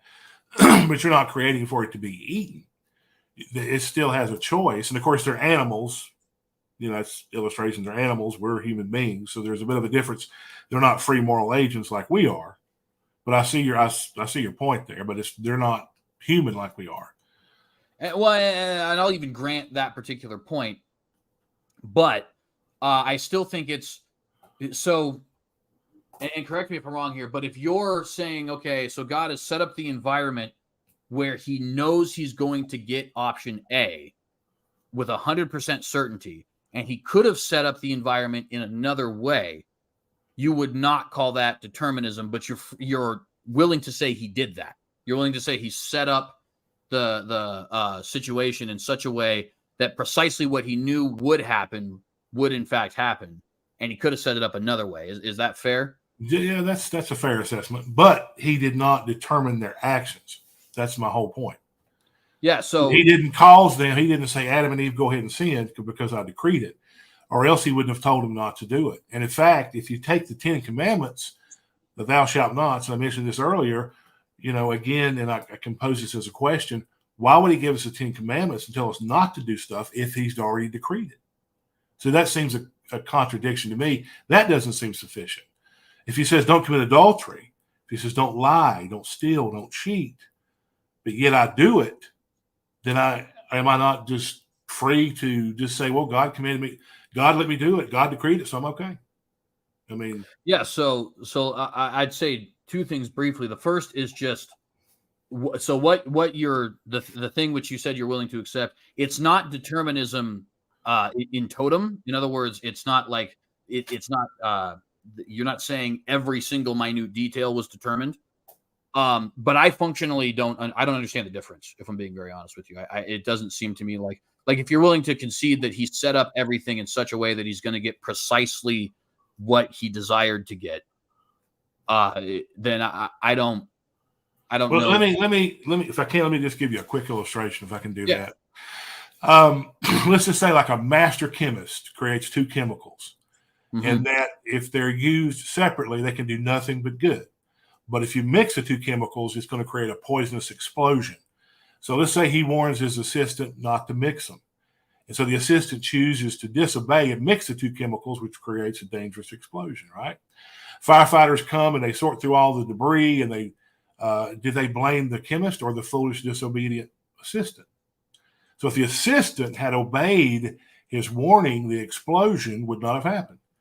So that's the same is true for evil. So God created beings as angels and humans as good things with the power of choice. He warned them not to disobey him. And so Satan, along with humans, disobeyed, and therefore that's what created evil. And that's been my whole argument. That would be the crux of my argument. Right. But I think this is where we're having a little bit of a disconnect, is that I think that in that scenario you brought up, you're perfectly right. But the problem is it's not quite that. The reason I bring up the lion example is because with the lion example, we know with certainty what will happen if we set up the scenario that way. And that's more akin to what God does. God doesn't, in other words, when the chemist says to the underling, don't mix these chemicals, he can reasonably assume that it's at least possible the chemist listens to him, and he doesn't know that that the underling listens to him, and he doesn't know that the underling won't, right? In the case of God, though, God, before anything has ever been created, knows if I put Adam and Eve in the garden and give the serpent access to the garden, they will eat of the tree of knowledge of good and evil. Then, after already knowing that, he makes the garden, makes Adam, makes Eve, makes them concupiscent, puts the tree of knowledge of good and evil in the garden, and allows the serpent access to it, right? So it's like, before anything's created, he already knows the results, if A, then B, and then he does A. So functionally, now I'm taking it a step further where I say that God is determining every minute detail, because that's what determinism is.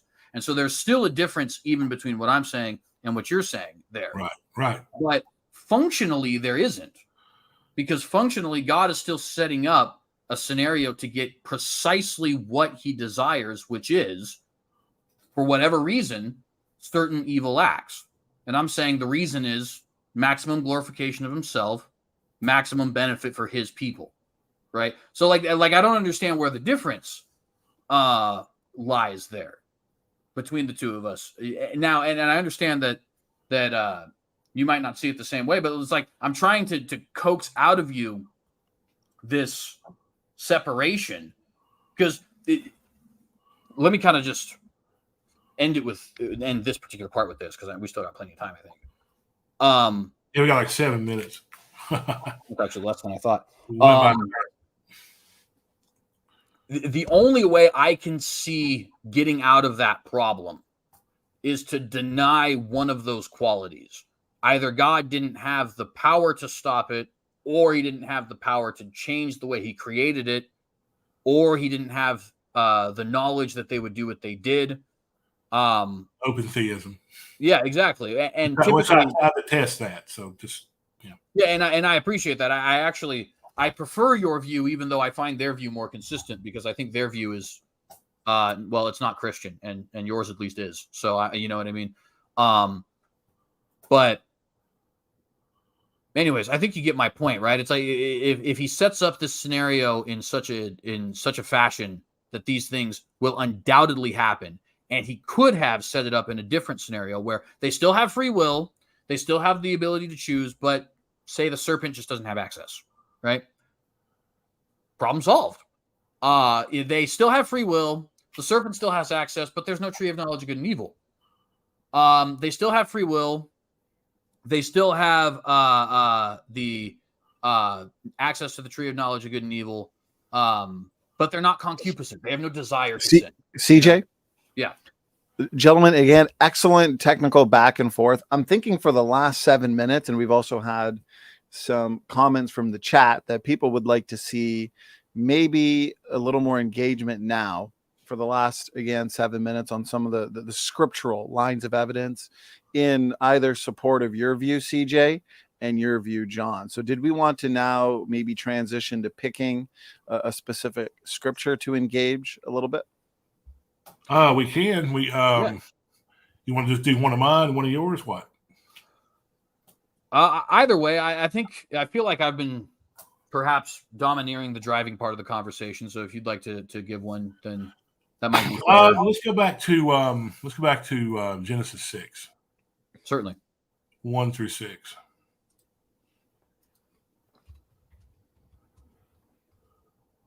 Have you got it?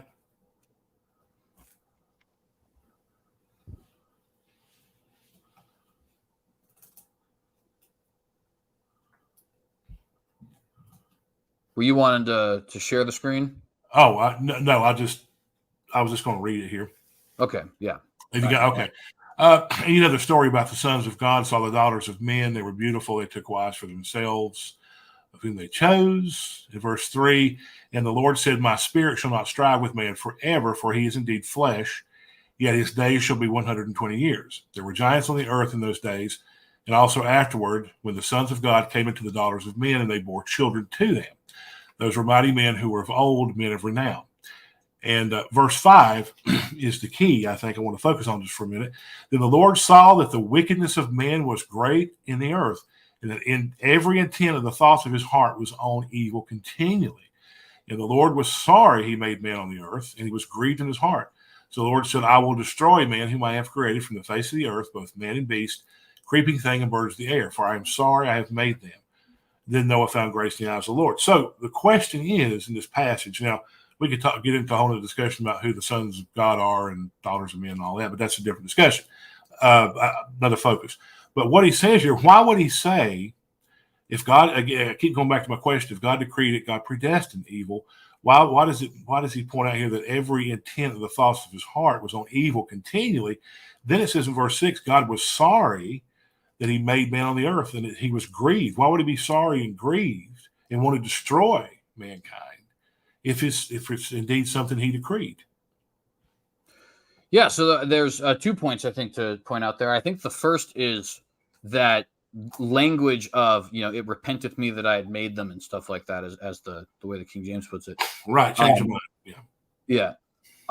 I don't think that language is to be taken literally. Other scriptures say God can't change his mind, or that he's declared the beginnings from the ends, which is spoken in both Isaiah and Revelation. So in a sense, I think this has to be some form of an anthropomorphism where God is communicating to us in a human-like fashion so that we can understand his displeasure with sin. Because if it truly repents him that he made them, if he's truly sorry that he made them, number one, he has to be capable of a mind change, which I think would violate scriptures in 1 Samuel and in Hebrews, which says God does not change his mind. But also it would imply that he was like almost caught off guard. You know what I mean? Like this happened and he's like, oh my goodness, I can't believe this happened. Now it repents me that I've made them. You know what I mean? And that's essentially the open theist position. So why does he say, I will destroy man, which we know that he did? Yeah, of course. So he's angry about this sin and he's obviously grieved or whatever. And so why is he going? I mean, he's angry at his own decree. Well, he certainly that doesn't seem sufficient to me. Yeah, and I certainly is angry with mankind, I think. Like I said, I think that remember, go back to Proverbs 16:4. He says he's created all things for himself, and then he specifies even the wicked for the day of destruction, right?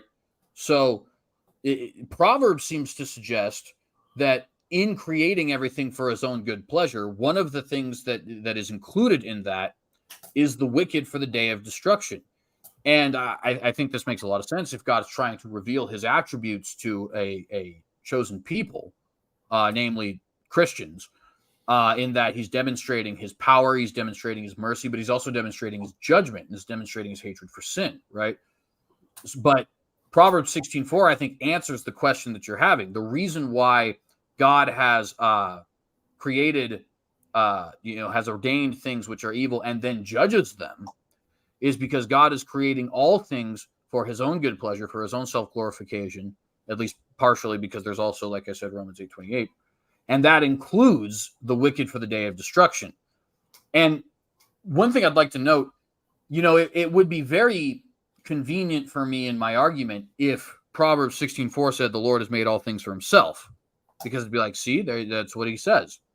But it's not just convenient for me. It actually is stronger than that. He even specifies even the wicked for the day of destruction, right? So, and I think that can apply also back to Romans 9, where he talks about vessels of honor and vessels of dishonor, but I know that can get into a little bit more of an elongated conversation. So that, I think, is the ultimate answer to the question there, is God has created all things for his own good pleasure, for his own self-glorification, and that includes the wicked whom he will judge. But the text doesn't say that, though. He says he's going to destroy them, and he's sorry and he's grieved. I don't see how that fits, but our time is up.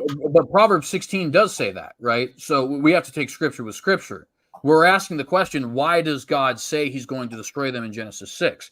But Proverbs 16 tells us that God has created the wicked for the day of destruction. He's created all things for his own good pleasure. He's created all things for himself, right? So I'm saying we can apply Proverbs 16:4 to this situation here in Genesis 6. The reason why he has created these, why he is determined, to be even clearer, things which are ultimately evil, and then judges them and destroys the men who do them, right? Is because God is glorifying himself to the maximum capacity. And of course, also he is working together all things for his own glory, right? And that would then lead me to, I think, my question for you as far as scripture is concerned, right? So and I'll jump in real quick. Yeah. I'll allow, let's say, about 3 minutes of bonus minutes, since John got to pick a verse. We went back and forth on it a little bit. I appreciate that, gentlemen. Great job to the both of you. CJ will allow now you to make your point or ask your question that's scripture related, and then we'll jump into closings. Go ahead. Absolutely. Thank you. So in the example of Genesis 50, and I wish I had pulled up the previous verse in the right place. I thought it was 45:5-8, but or 48:5-8 rather. But I guess I was wrong about that. But Genesis 50, Joseph says, which Joseph, it at least appears, because of the way he's able to interpret dreams and how he gets his own dreams, right, that he's a prophet. He says that it's actually God who has brought him here. And let me just quote it directly so that I don't mislead or paraphrase. He says, "As for you, ye thought evil against me, but God meant it unto good, to bring to pass as it is this day, to save much people alive." And before I forget, I'd like to point out the Hebrew word used here is hachshab, which actually means to think or account or consider or plan. In other words, the word being used there is one which speaks of intention, right? So God, they are literally intending to do something evil, but God is intending the very self-same action for something good, right? So doesn't that seem to argue for my case, where I'm saying God has determined these things which are evil, which mankind means for evil, but what God is doing is actually bringing together his righteous plan for the benefit of his self-glorification and for the benefit of his people. It seems, if I may be so bold, Genesis 50:20 outright says that the Calvinist theodicy is true, in my opinion, or at least that it can be true in certain instances. So how would you deal with the idea there that God is intending what is ultimately an evil act for self-glorification and for the good of his people? It never necessarily says that evil glorifies God. It never says he decreed it. It just says he permitted it, or it's implied he permitted it to work in the context of that evil. He did not actually do the evil that was done in that context. And plus, that's just one passage, a historical passage, and you have to look at other passages to see if there's any didactic passages that plainly teach, that God just decreed that particular type of evil in that passage. He worked within the context. Now, it's one thing to say God decreed evil, It's another to say he allowed it and permitted it, but worked and brought good out of the evil. I have no problem with that because I think that's what the passage teaches. But it doesn't mean that God decreed it or God predestined it. Gentlemen, yeah, go ahead. Sorry. if it works for you guys, CJ, you started the discussion, so maybe we'll give John the last word. CJ, if there's anything you'd like to respond to quickly, maybe address it in your closing statement, as we should move to closings because we got a lot of audience questions and all very much on topic. And I think we're going to have a lot of fun with these audience questions. So, gentlemen, firstly, very professional back and forth discussion, very cordial. I enjoyed listening to the points, engage, and very easy to moderate. So gave me an easy job tonight.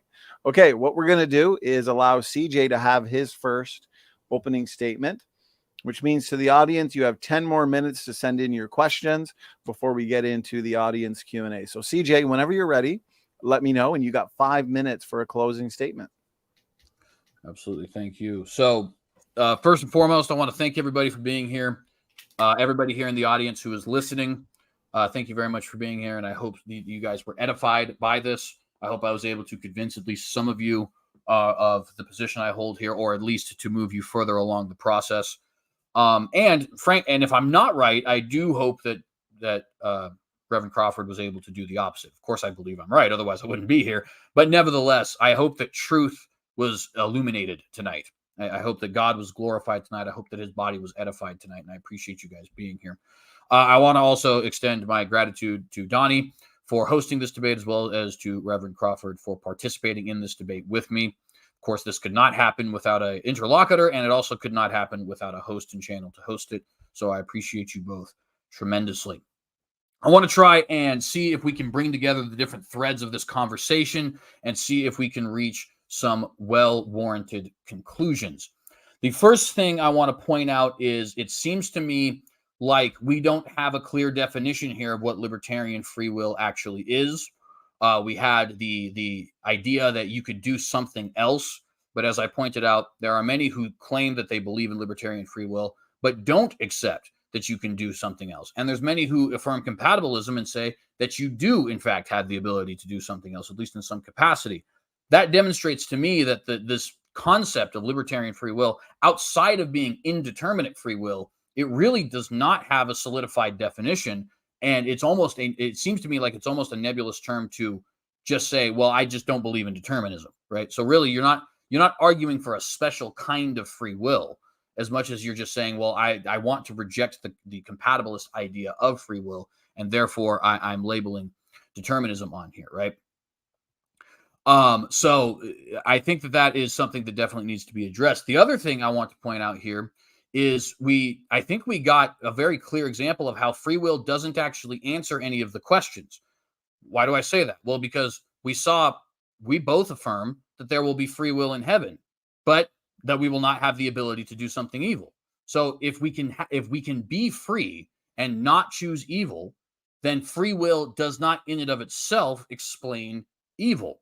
Where actually the question still applies. If he could do it then, why can't he do it now? Right? Or back in the past when he had first created this. We also, I think, saw a good example of this in so much as that there are numerous different ways in which God could give us the ability to choose and yet prevent us from doing certain evil things. For example, there didn't have to be a tree of knowledge, good and evil. The serpent didn't have to have access to the garden. Adam and Eve didn't have to be created in a manner in which they demonstrated some level of concupiscence, right? But all of those things did, in fact, happen. So again, free will does not actually answer the question as to why there is evil in the world. We also saw that there are scriptures which say boldly and plainly that God has determined certain things for his own self-glorification and for the benefit of his people. And this includes evil things. For example, Proverbs 16:4 says, God has created all things for himself. That means every single one. Yes, even the wicked for the day of destruction, right?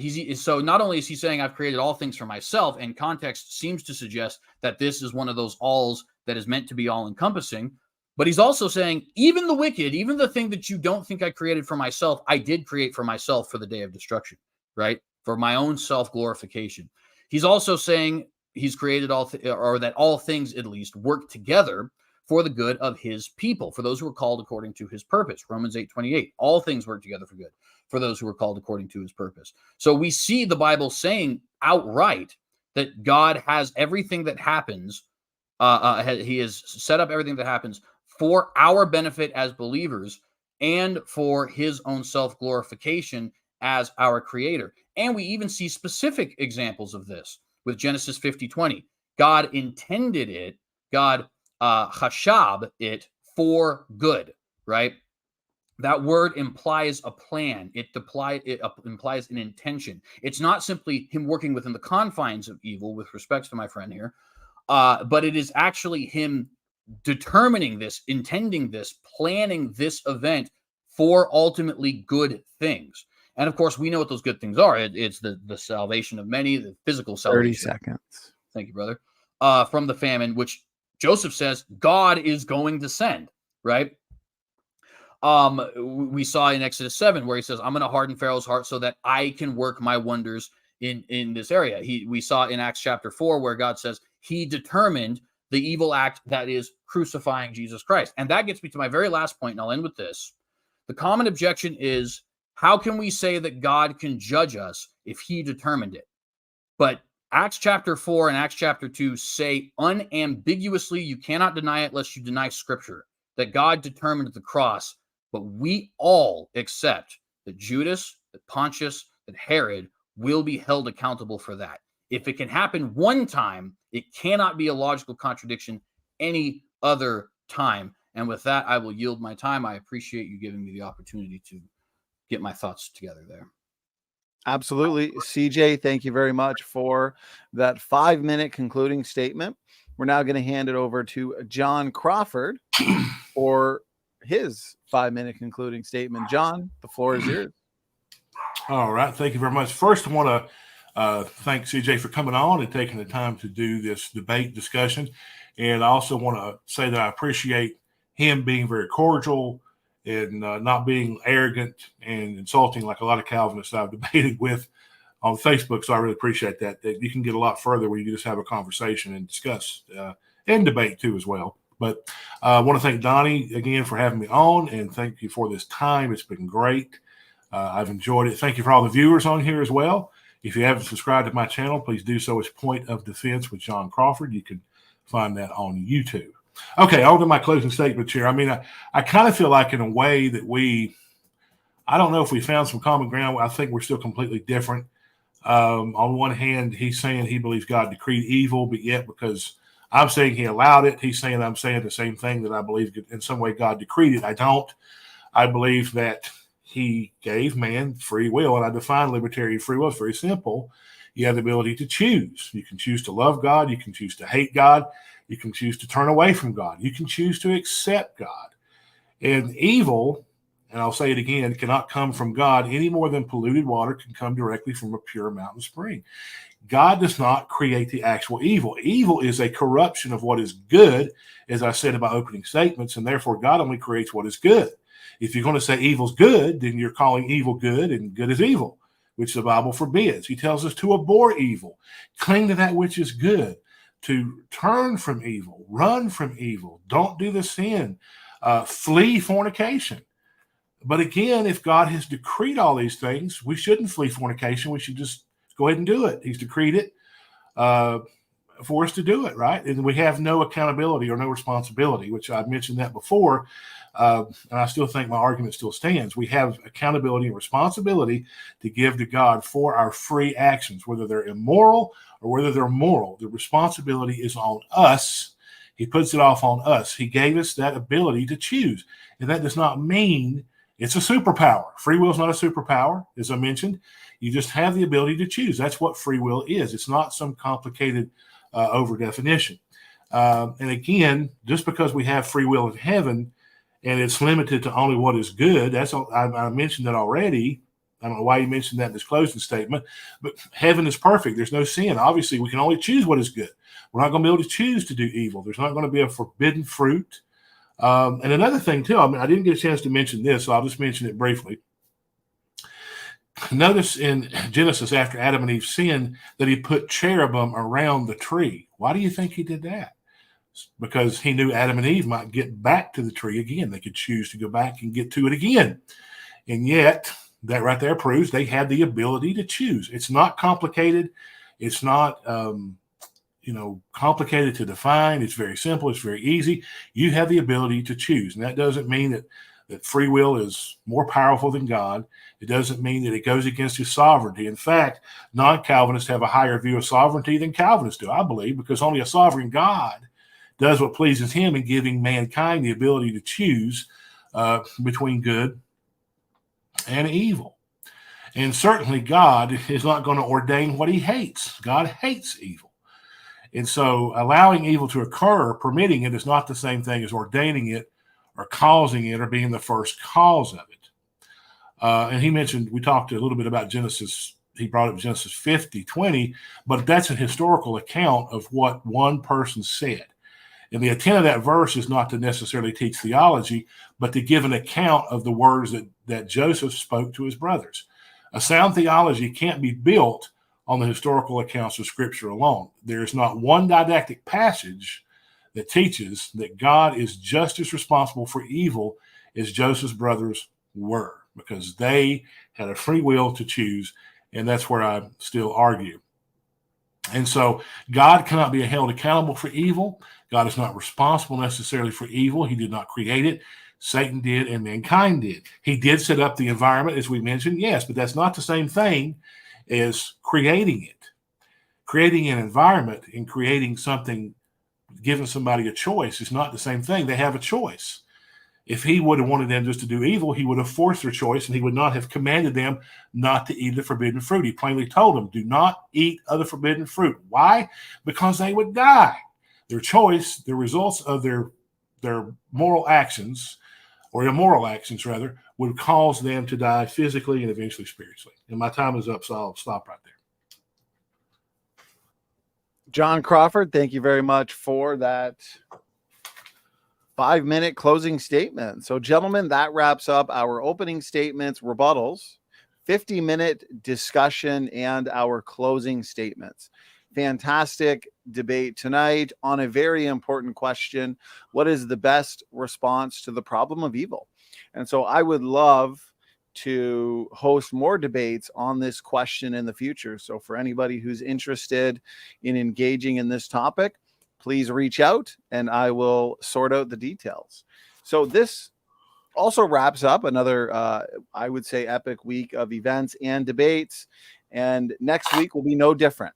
So we got a good mix next week. We've got a couple presentations and discussions starting on Monday with Helmut Welke, Aliens, UFOs, and the Bible.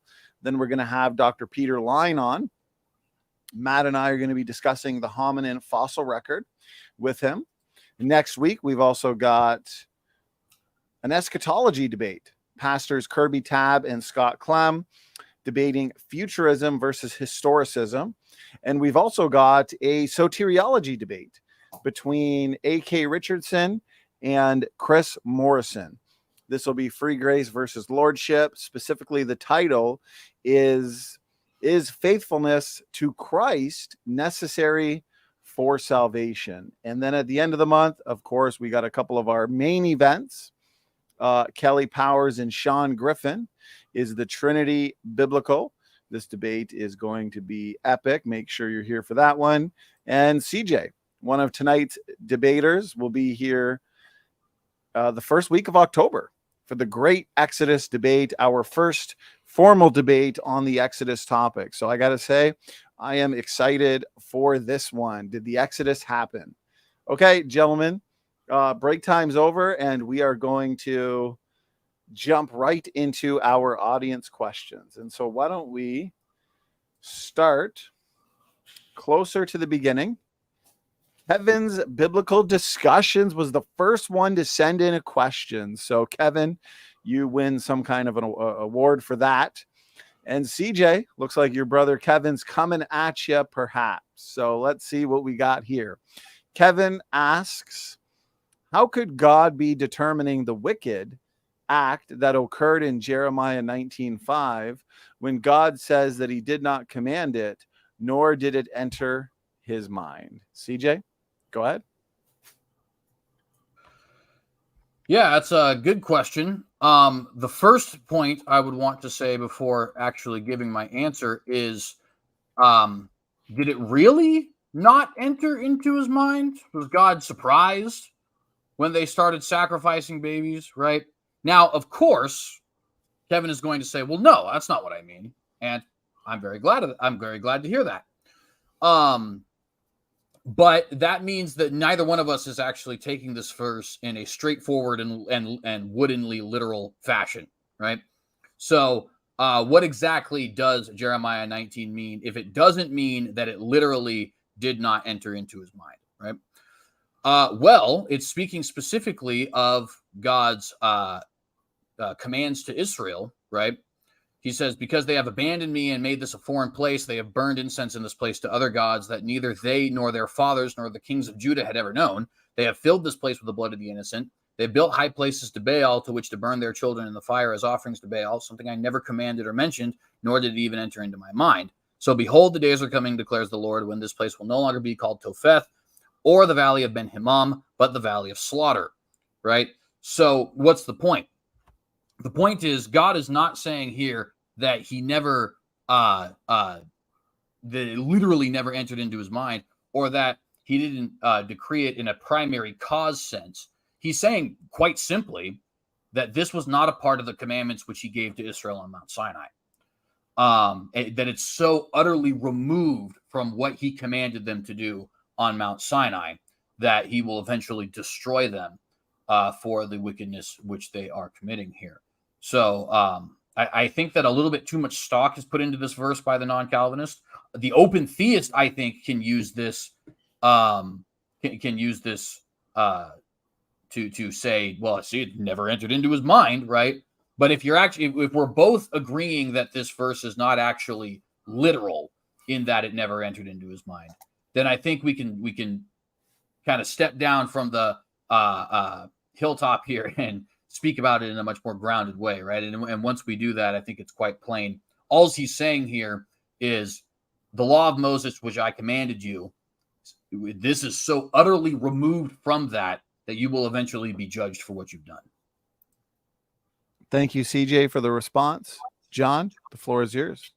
Well, I mean, that just pretty much echoes what I've been saying all along. And I believe that was one of the scriptures I had in my opening statements, that if God decreed evil, wickedness, and sin, why would it enter his mind? And so I think that's basically arguing from my point that God's, he's thought of his mind. He's not sitting there daydreaming or fantasizing about evil and what wickedness he can do or what he can decree. I just don't believe it's a part of his nature. It impugns his character, his righteousness, and goes against everything that God is and represents.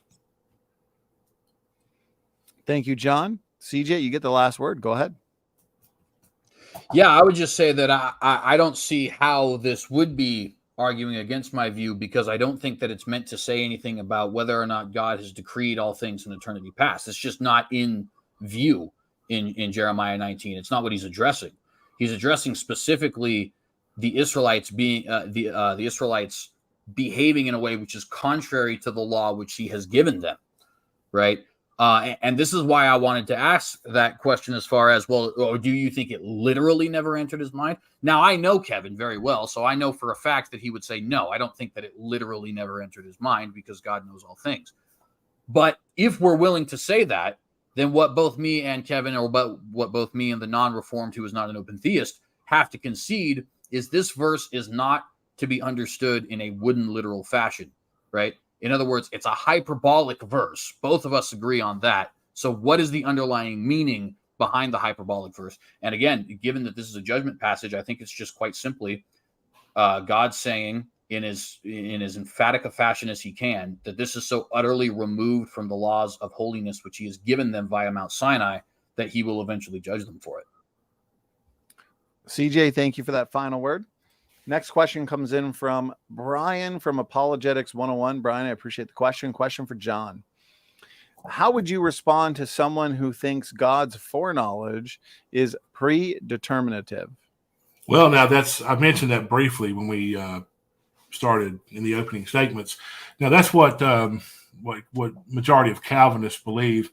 And so, yeah, how I respond? Well, basically, God knows something, but it doesn't necessarily mean He predetermined it. He knows it, but He does not predetermine it, and He's not like an open theist position where He can just see what happens when it happens, and He doesn't know. I believe He knows, but that does not mean He decrees it or predestines it. He can look and He can see what's going on right now. And I don't think it's foreknowledge. We tend to think of foreknowledge as God pulling back the curtain and looking to see what goes on in the future. That's not what He's doing. And that's kind of an insult to describe it that way, but some people literally have. Or He doesn't need to look in the past. He just knows right here and now in the present. He knows everything, past, present, and future, right now. So His foreknowledge, knowing something, is not the same thing as decreeing it. But most Calvinists would say, well, since He knows it, it's got to be decreed because it's got to come to pass, or what He knows won't come to pass. And I don't believe that. I just think He knows it, but yet He allows man to make the choice. But He knows what choice man will make. Thank you, John. CJ, floor is yours. Thank you. And this is, I think, with respect, I think this is a little bit of a straw man. I am not aware of any, at least the theologians or apologists, Calvinist, who actually has defended the claim that knowledge is causative. Yeah, I've got several books. I've got several books. I can't get them now, but I've read about it. They actually, a lot of Calvinists do. Well, and I would love to see them, because I'm not saying this in any way to try and be insulting, but I have yet to see, and I listen to these guys daily, right? Your Doug Wilsons and James Whites and R.C. Sproul's and Charles Spurgeon's audiobooks and sermons and stuff like that. You know what I mean? And I've yet to hear a single one say that knowledge is causative. The claim that is usually made, which I believe is being strawmanned as knowledge is causative, is essentially God has a list of attributes we all agree on. He's omniscient, He's omnipresent, He's eternal, all these sorts of things, right? And in that situation, it does seem like allow and determine that there's almost virtually no difference between them, right? So when somebody says, well, God knew X would happen and He created anyway, people will say, yeah, but knowledge is causative. Yeah, but you're forgetting the but He created anyway part, right? Right? We're not saying that knowledge in and of itself is what made that happen. We're saying He knew that would happen if A, and then He determined A. So B will happen as a result of A. A doesn't have to happen. God doesn't have to make A happen, but B will happen as a result of A. And God decides, okay, A.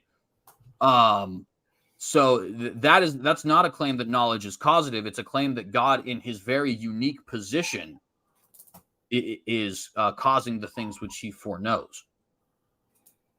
Now, I actually, just real quick, if I could just say one thing, I guess it's my time now, right, Donnie? Yeah, you get the last word, John. Norman Geisler claims to be, he's a brilliant theologian, love him. He actually says he's considered a moderate Calvinist, if you can believe that. He's a moderate Calvinist. He said the very thing I said, so it's not a straw man, because he actually said, and I'll have to find the book, got several of his books, he made the statement that what God knows has to come to pass. It's predetermined, or else if it doesn't come to pass, it's not true what He knows.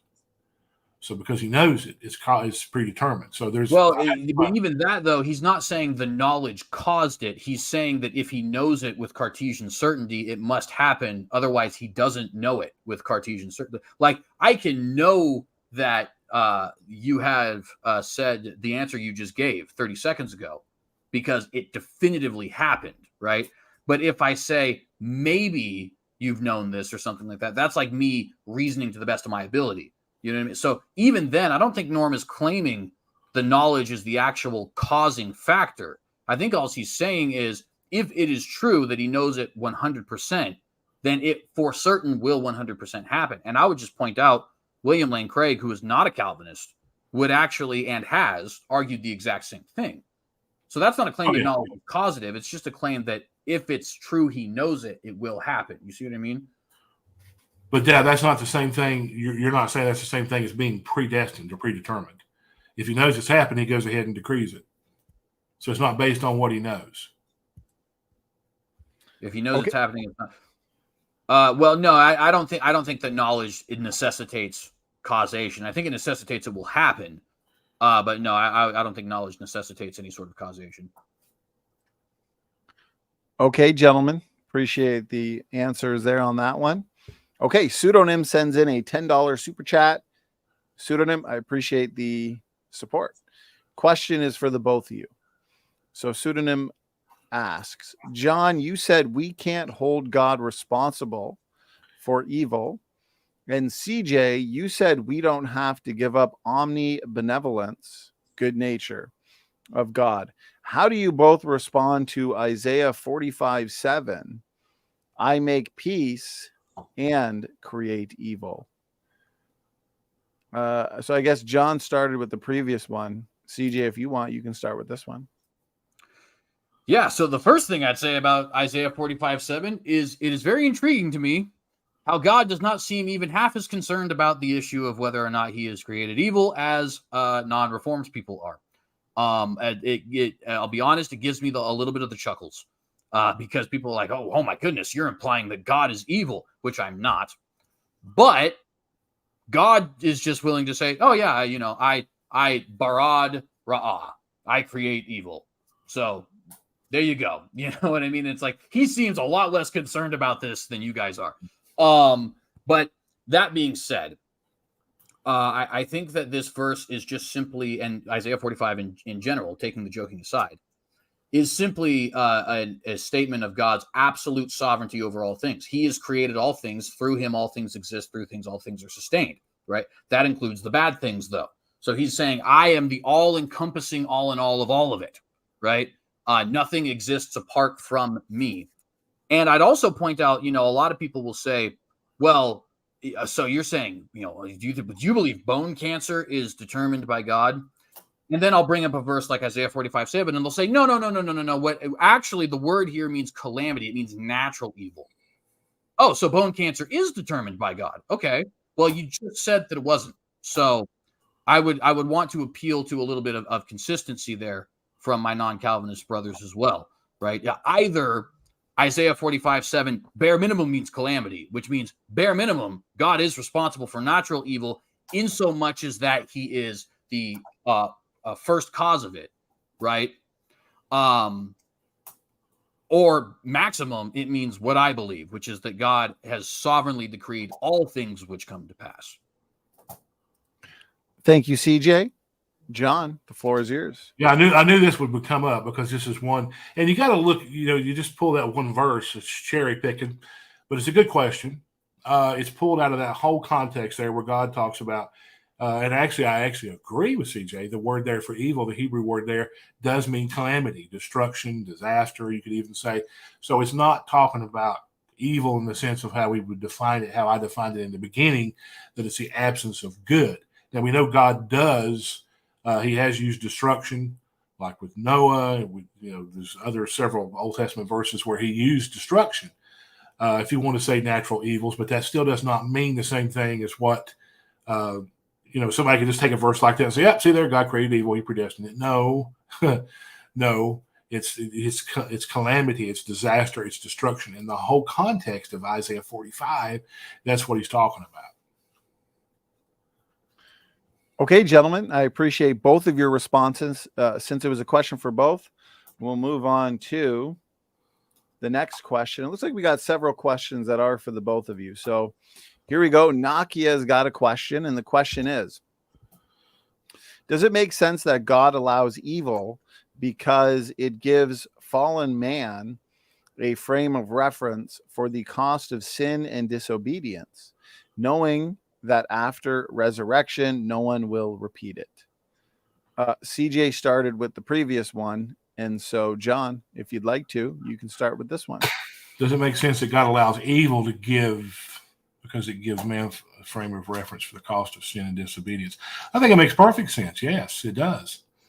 Knowing that after resurrection, no one will repeat it. Well, of course, I'm not going to repeat it after. Does he mean after resurrection, like when we're in heaven? I'm assuming that's what he's talking about. Of course, we have the rapture and we have end times and all that. So, I think it makes perfect sense. I go back to my argument, and I've been arguing. I kind of feel like I'm beating my head against the computer screen here, that man has the ability to choose. And I don't think I think it makes perfect sense that God allows mankind to be able to choose freely whether they want to follow him or whether they want to reject him. And there are consequences resulting in either or. So, yes, of course he knows that there's not going to be any evil in heaven. We've already established that. There's no references we can think of. I can think of off the top of my head. But now, although there is a reference in the book of Revelation that talks about people in heaven knowing about the tribulation and knowing the evil is going to be on the earth, there is a reference there, I think, in the latter part of the book of Revelation, but that's a different context. But yeah, I think it makes perfect sense to me that God allows people to be able to be free to do it. I appreciate it, John. CJ, floor is yours.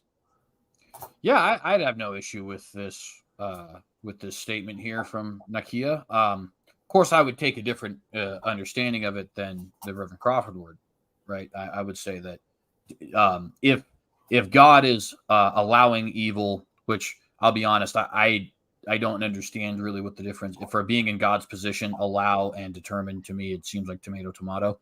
But let's just go with the way the question was worded. It doesn't make sense for God to allow evil because it gives fallen man a frame of reference for the cost of sin and disobedience. Certainly. I would just say that to me sounds like not an argument against either opinion, but rather just sort of an explanation of why either opinion might be justified. So if you say God has allowed sin, then this is giving a reason. And if I say God has determined all things, including moral evil, including sin, then again, this is just giving a reason. So I'd be perfectly fine accepting it, but I just think it's non-determinative as far as the question we're actually asking. Okay, gentlemen, thank you for both of your responses. Next question comes in from Bubblegum Gun, $2 super sticker. Thank you so much. Question for both. First, define evil in specific, or else there is no evil. Why don't we start with John this time? Or we'll start with you, CJ, this time. Yeah, so evil is, I think, that which goes against God's decrees for mankind. We need to emphasize, I think, the part for mankind, because things that would, I think, violate God's eternal decrees as far as things in heaven, that's not necessarily good, bad, or indifferent. Like just as an example, if God had decreed that Israel be destroyed in the 500s BC because of their sin, which of course he did, in temporarily destroyed, right? Judah, of course, returns after the exile. But if a king tried to prevent that, that wouldn't be evil. It would just be futile. Or on the same token, you can't say that the Babylonians doing that was good. They're just simply his mechanisms, right? So specifically, evil is that which goes against God's decrees for mankind, or what we would call the moral oughts and ought nots, right? It's also, I think, things which overstep our own boundaries. So, for example, God is, we often say, well, evil is that which contradicts God's nature. That's kind of true, but it's not the whole story, right? That's why we don't do things like murder. But that's not why we don't do things like accept worship, right? We don't accept worship because only God has the authority to accept worship. We don't. So that would, I think, be the most straightforward definition of evil, is just that which goes against God's decrees for mankind. And the secondary definition, I think, would be that which both is contrary to God's nature and or oversteps the boundaries of human authority and into territory which is God's alone. Thank you, CJ. John, floor is yours. Okay, I'm going to sound like CJ's contradicting himself. As evil goes against God's decree, that's kind of what I've been arguing on this debate. But evil, to define it, is basically, it's a departure from the way things ought to be. It's a corruption of what is good. It's a lack or corruption of a good thing. It's a real lack, a privation, or the absence or corruption of a good thing. Is how Augustine defines it. And so therefore, that's why, since God created everything good, he's not going to decree what is therefore corrupted, because corruption and death and sin and all that is not his will as far as him decreeing it. So it's just like when I used in my opening statement, I talked about, like rust to a car. Rust is corruption to the car. You can't have the rust without the car. The car is corrupted by rust. Or rot to a tree. You have rot and you have the tree, but the rot can't exist independently without the tree. So that's how I would define it. It's basically a departure from the way things ought to be and a corruption of what's good. CJ and John, thanks for the responses. Okay, next question comes in from, let's see, Jacob Emmanuel. Question for CJ. Is it possible that in your theology, God decrees for some people to be deceived and think they are the elect when in fact they are not? Sure, we call them Catholics. No, but seriously, that not only is it possible, that it's just a part of Calvinism. It's just, if Calvinism is true, your question is just a matter of fact. Those who are members of false churches like Catholics or Mormons or so on, because the word elect, while I think it implies certain things that you as a non-Calvinist may not, what it refers to is believers, basically, at least in its New Testament context, right? So those who are saved are the elect. Now, I would argue that those who are elect in a more literal sense, meaning they were elected of God, right? And the non-Calvinists would, of course, disagree with that. But the whole church as a whole, that is a redundant statement, we would all affirm that those who are ultimately saved are the elect, at least those, I think, who are being biblically consistent. So if you're a member of a false church, then you are falsely believing you're a member of the elect. And so, yeah, just to say it's not possible, Brother Jacob. It's just a matter of fact. I appreciate it, CJ. John, any thoughts? Of course, that question is different than what we're talking about. I mean, we're talking about the aspect of the problem of evil in regards to Calvinism and non-Calvinism, but that's a great question. The Calvinists I've talked to and read about they cannot tell you 100% that they're part of the elect. They don't know, because they don't know till they get to the end of their lives if they've preserved, if they've persevered in good works enough to know if they're going to make it or not. That's what I've had Calvinists tell me that. I don't know if that's the position CJ holds, but that's what I've had a lot of Calvinists tell me. I don't know until they get to the end of my life. I don't know if I've persevered enough. So it's possible that they are deceived. And the problem with that is they're looking for fruit. They're not looking, have they really believed on Christ and what Christ has done? They're looking to see if they have fruit or enough works in their life to prove it. And you can't do that. It just doesn't work, because you have to look at the cross. You have to look at Christ and what he has done, not what we do, our behavior, none of those things. John, thanks so much. CJ, question was for you, so you get the last word. I don't think I would agree, if I understand what Reverend Crawford was saying here. I don't think I would agree with that. I do agree that a Cartesian certainty of who is saved and who is not possible this side of eternity. But I think you might be referring to what I've typically associated with the Arminian position. I would affirm eternal security, I guess, is what I'm getting at. Yeah, I would also. But yeah, no, I think other than that, I would leave my comments where they were. Okay, I appreciate it, CJ. The final word. Okay, so this question comes in from LA91. Question for CJ. CJ, how do you interpret or understand Ezekiel 33, verse 11? Yes, God is not willing that any should perish, right? Or actually, excuse me, that one is the I have no pleasure in the death of the wicked, actually, I think. Somebody correct me in the live chat on that. But you said right. Okay, so there you go. Thank you. So I'm not 100% sure. I'll be very honest with you about that. I think there's some sense in which it must definitely be true. But I don't really know what sense. Yeah, I don't know. I'll just be very honest. I'm not 100% sure what to do with that verse. To be fair, I wouldn't be 100% sure what to do with that verse, even if I wasn't a Calvinist, because even if I wasn't a Calvinist, Proverbs 16:4 and things like that do still exist.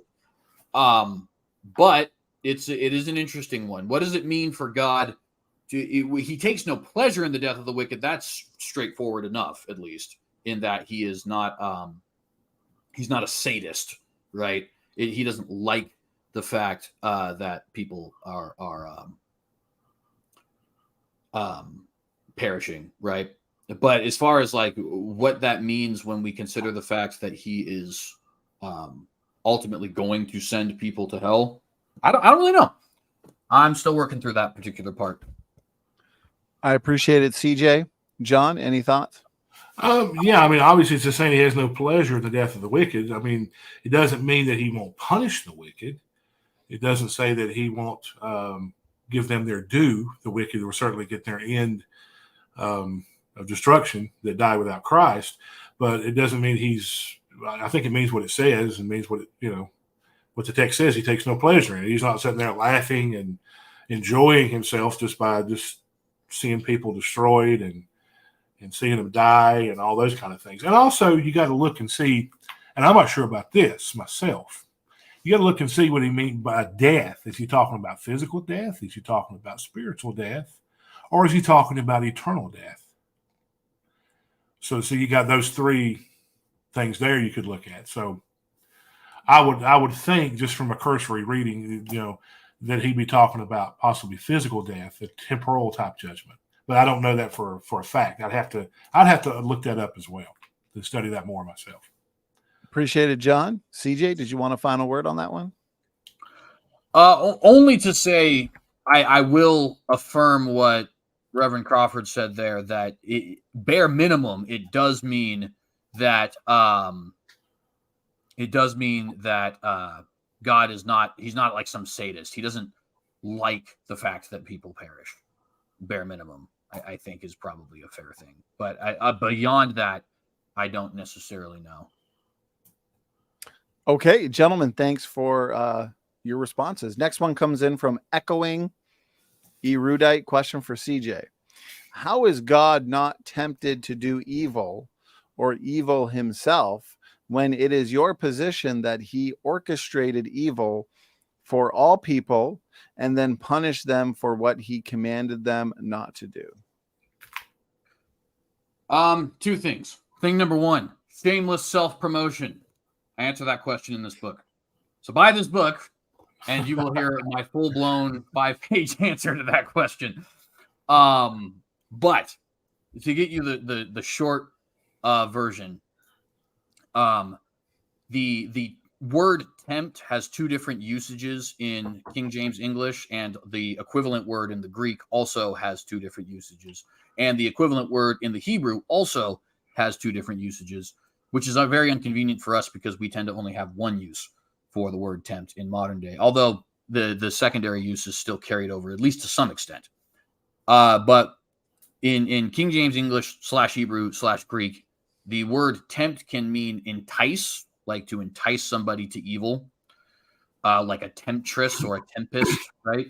It can also mean test, right? So God is not enticing people to do evil. He certainly does test people, though. And this is, I think, very plainly seen in Genesis chapter 22, where it says God tempted Abraham. In our modern English, we probably would not use the word tempt there, but in the King James English, it's actually perfectly accurate. It's just that they're using the secondary meaning of the word tempt, which is more of a testing. There's also a second element to this question, which is to say, okay, but if God is not enticing people to do evil, or let me rephrase that, how can we say God is not enticing people to do evil if he has orchestrated all of the different things that take place, which would, of course, include all the evil? And to that, I would say, if you go back to the Westminster Confession, which I reference here only because it explains itself very well, what we affirm is God is the primary cause. Primary here does not mean main or paramount. It means first. So you could consider it, for lack of a better term, the first domino, right? But the secondary cause, which is the actual direct cause of all things, is us and angels and other such free moral agents. So yeah, that's I think the best way to explain the resolving of that. And if you want the full blown answer, like I said, I do have a multi-page answer to this question, following all the rabbit trails in my book, if anyone's interested. Nothing wrong with a little self-promotion of your new book. CJ, you have been gracious with your time tonight for this debate. You as well, John, I appreciate both of the time you've given to us. So, John, over to you. Did you have any thoughts on that? No, that's sort of one of the questions we had brought up in the discussion. So I'll just leave it at that. So, okay, gentlemen. Well, with that, we just hit the 30-minute mark for audience questions. So as always, audience Q&A has flown by.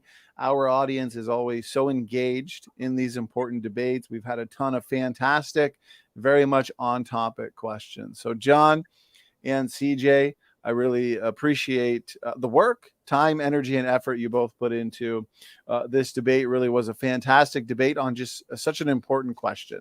So gentlemen, let's get some final words and final thoughts before we wrap it up for tonight. John, let's start with you again. John, thank you so much for doing this. I appreciate it.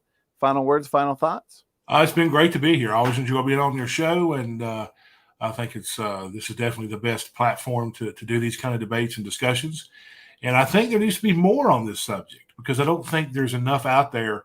We were talking backstage before we went on air about how there needs to be more on this subject, more books and more debates and more discussions, because it is a problem. The problem of evil, it is a problem. Whether you're an atheist or a theist, pantheist, I mean, on and on we could go. Evil is still there. We have to deal with it. So we got to figure out what the best solution is, or the best answer to it. And of course, I defended mine with free will, and CJ defended his from the Calvinistic perspective. But it is something that I would encourage everyone that has watched this debate. And, don't even take our word for it. Study it for yourself and come to your own conclusion. And don't commit like an appeal to authority fallacy. Well, John Crawford said this, so I'm believing it. Or CJ said this, I'm believing it. No, you study it for yourself and see what you come up with. And that's why we do these. That's one of the reasons we do these debates. Number one, to glorify God. And number two, to educate people on what the different views are. And then you as the viewer can decide, well, that guy's got a point there. Well, this guy over here's got a good point. So which is it? And you'd study for yourself. So that's what I would say there. Okay, John, well said. I appreciate those final words and final thoughts. And I look forward to having you back on in the future for some more debates. Yes, hopefully. CJ, yeah, definitely. Thank you, CJ. CJ and John are a couple of our regular debaters. They always make for excellent debates. So CJ, thank you as well for your time tonight. Some final words, final thoughts? Absolutely. First off, I'd like to say thank you to Reverend Crawford as well, because I think this was a very edifying conversation. Well, first off, just because we had the conversation, even if it turned out to be a complete dumpster fire, but it didn't, which makes me want to thank you even more, right? Because I think it was an edifying conversation. I think that the audience probably has a better chance getting edified from this debate than from many of the other debates which exist on not just on YouTube, but just in the world, right? And I'm not saying that in any way to try to prop this up or brag or anything, but I just thought it was very good. I thought we got to a lot of the meat, so I appreciate you having this conversation. Also, I want to just let everybody know, not tonight, but there will be a episode of Unapologetics coming up where I have basically an elongated 60-minute opening statement, mainly because I didn't get to all of the biblical information I wanted to get to, and I also didn't even touch my case for why this is a solid philosophical answer for the problem of evil, or why this is a solid emotional answer, an emotionally appealing answer, which it does not, by the way, that does take the third seat comparatively to the other two, but nevertheless, I think they are important. So Reverend Crawford, if you're interested in that, I'll even send you that video once I have it out. And then, maybe we could do like another discussion, another debate, like a part 2 or something, maybe. Absolutely. I'd certainly be down. We'll try and get an entire trilogy. The Crawford versus CJ Cox debate trilogy, Calvinist versus non-Calvinist. So CJ and John, again, I appreciate your time for tonight's debate. And also thank you for those final words, final thoughts.